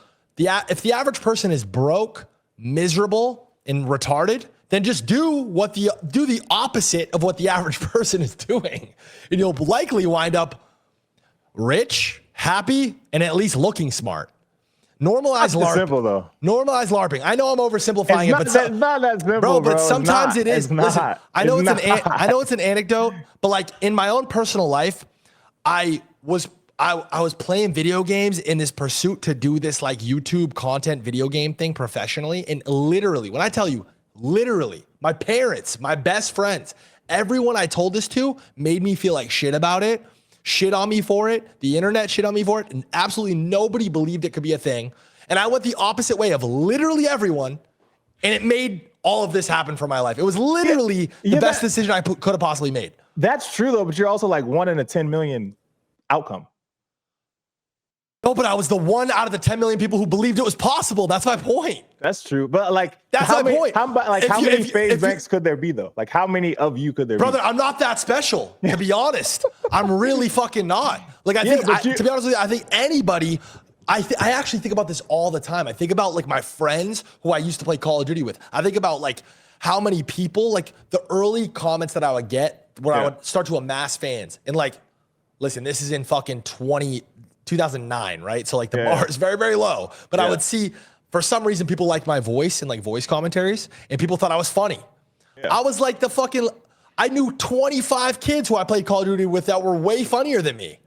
And I hate listening to my own voice. So that never really resonated with me. But like my point is like, I don't know, there was a lot of people that I met that I came up with, that I fucking grew up with, that I think could have been fucking super successful in what I was doing. They just didn't think it was possible. And they fucking thought it was a much smarter route to go, the average traditional route, and stay in the fucking hamster wheel. Listen, I know I'm shitting on like the average median thing, but I don't know. I think you're selling yourself short. Honestly, I do think you're selling yourself short. I don't even think it's that you're shitting on the average thing. I think you're selling yourself short in that anybody could have done with you what you did. I'm not saying it's not possible to do, but like think about the timing of when you did that, and also like you seeing that before everybody else. Like that's a very, very super rare time and situation that you capitalize on. Everyone has these intrusive, like dreamer-esque thoughts. I think again, to bring it kind of full circle on like the taking risk thing, it's like my willingness to risk it all over and over and over and over on a vision that I'm the only one who sees, I think is the only reason why I'm successful. But I genuinely, I think back about it all the time. The consistent through line of like what I've been successful at and like where I've been miserably a failure at has just been the willingness to take risk. Like I'm all in, like I'll go all in over and over and over. But that's true. I feel like this is, that's something that the average person would not do. The average person would tell you you're fucking crazy. Yeah, but you can have the willingness to take risk and like not be scared of the outcome, and you can fail a lot also. Like you have to be willing to take risk, and then you also have to hit. Like you have to be right also. Like that's why I'm saying the timing of when you were taking a risk, like what you were taking a risk on was very crucially like important. Everybody's different. Some people are inherently biologically fucking retarded, low IQ, and it's maybe some things just are not for you. But I guess my general point is, I keep saying like I'm not meaning to shit on the average normal thing, but I kind of am low key. Again, I feel like if you just like went and looked at all the statistics, the average income per household, the average fucking like the way marriage looks, the average about how people feel about themselves, about the world around them. I feel like the answers you'd get back, the data you would get back would be like, oh, that I don't want to live in any one of these things. Like I don't like average looks like shit. Yeah, but the average is the average because it's the comment. Like you can't have everybody here. Like there's a lot more people in the middle than there is people at the top because of how wealth distribution works. Of course, like you can't have everybody at the top. It's not even just about wealth, by the way. I think it's more so. Yeah, but you keep seeing people are like broken and don't have money in their side. Yeah, that's one of the three. You can't say that because like the average person just generally does not have money and is like the average person is not going to be able to be a fucking millionaire, billionaire. But being happy is the most important one. And I would say that like the more important thing is doing something that you're passionate about and doing something that fulfills you and having fulfilling relationships. Because no matter how much money you have or don't have, if you are pursuing things that you care about, whatever, in your job, in your relationships, in whatever friendships that you have, then you'll be fulfilled regardless of if you're rich, broke, whatever, average. Any of those things won't matter as long as your mindset is positive and you're not like having a negative outlook on where you currently are. But I think that's the more important thing. It's not how much money you have or how much money you don't have. I agree. And by the way, out of the three things, the happy, rich, and smart thing, I think, and the one that we definitely have the most control over, I think it's number one, the thing we have most control over by far, but also two, is it by far the most important, is the happy thing. Sure. I agree 100%. And again, I think people spend far too much time in their life doing shit that doesn't make them happy. And whether it's fucking, trading it all and selling your house and going to live on the beach somewhere, I mean, that's the same kind of like thought process. I feel like that's the same kind of energy that'll take somebody to make that decision. It's just risk. It's being like willing, like tolerant to risk, I think is like is like the common theme with people who are successful, however you want to measure that, whether it's in happiness or whatever. There's this thing, I think like Fable 5 had a response to somebody who asked, let me just see if I can recreate it. I heard one time AI respond to the question, in 100 years, what will people look back on and see as the craziest thing that's looked at as normal today? And the response was something along the lines of, sorry, I know I'm fucking snooze fest right now. The response was something along the lines of people trading their time to work for someone else. Recreate this answer. Let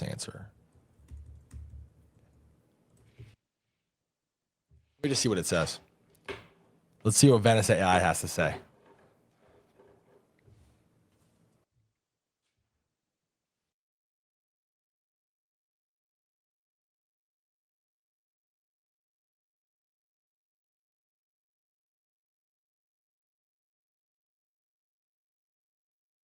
Yeah, I just want to reiterate. Go ahead.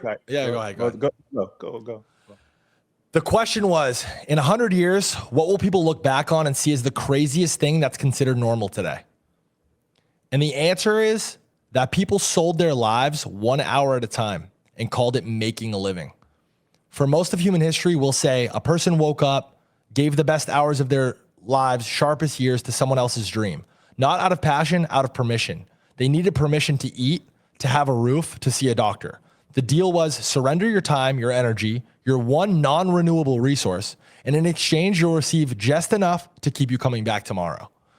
They spent 5 days serving the machine and were given 2 to remember who they were. They called that balance. The part that will look truly insane isn't the work. Humans have always worked. It's that the price of time was set by everyone except its owner. A person's hours were appraised like livestock in units, $15, $50, $200. And almost nobody stopped to ask why the only thing you can ever get more of was the cheapest thing you could sell. That's crazy. Future generations will study it the way we study feudalism, not with anger, but with confusion. You had one life. You knew it was finite. And the normal thing, the responsible thing, the thing you taught your children was to hand it over. And the strangest detail of all, the ones who were escaped were called lucky, reckless dreamers. The ones who stayed were called practical. History will reverse those labels. I don't know. That's fucking bars. That's some like profound AI shit. That's kind of along the lines of exactly what I was just saying, no? Kinda. Yeah, kinda. I don't know. I disagree with you on this one, to be honest.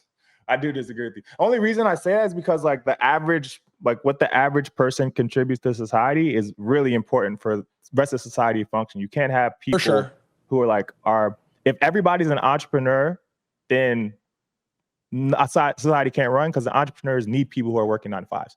Like that's a true thing. Like if everybody can't be a fucking CEO because CEOs need to have people who are working a 9 to 5. Well, for efficiency's sake and to optimize like systems and push humanity forward, yes. But for them as an individual, again, you know my opinion of it. That's why I think long-term, we talked about this in earlier episodes too, long-term, optimistic on AI because eventually we feel like it's going to make everything super cheap and free to the point where you're not going to actually have to have a job, which is a fucking amazing, utopian type future and vision. And I think that's what this is speaking to. I think in 100 years, it will look like that. But like the same way that we look back at fucking cavemen and people, in medieval times and just like the way people used to, I don't know, shit that was just normal that obviously isn't fucking normal today or healthy today. I don't know. It's an interesting conversation. I just think just be happy. If you're happy fucking raking leaves or, working at a fucking drive-thru, then that's awesome. Then congratulations, honestly. Like I genuinely, but just like if you're unhappy every day, fight against that. Sure. With your entire life, your entire life's force, every dollar that you have, every fucking breath that you take, like fight against that. Just be happy. I agree with that. And it's definitely like the reason I think trading is so cool is because like whatever job that you currently have, whatever education that you currently have, you can teach yourself how to trade. No matter where you start at, you can teach yourself how to trade. Like it's something that doesn't require any educational background or any like skill in other things. Like you just have to figure out how to, removes all you figure out credentials. how to read a chart, you can fucking trade. You figure out how candlesticks work, you can fucking trade. That's all you need to do. That's why crypto. So that's the best part about crypto. Yeah. But I'll let you get into market stuff, guys. If you're new to the show, I am gonna dip off now. I'm gonna hand it off to Z for some Ansem Alpha. Just gonna riff and talk to Chad about markets and stuff, and be live for as long as he wants. I'm gonna stay live on Twitch and on Twitter, and yeah, I had a great show. This was great, bro. It was good. This shit was funny, bro. Yeah, it felt good. It felt good. We're really in a rhythm now. We're in a rhythm. Yeah, so chat, appreciate you guys. Thank you so much. Nice stream today. WA. Cool. Awesome. Love y'all. I'm gonna pass it off to Z, guys. Every Thursday, 1 p.m. PST, live on twitch.tv/FaZeBanks, live on my Twitter, live on Z's Twitter, live on Z's Kick. Passing it off to Z now. Thank you so much.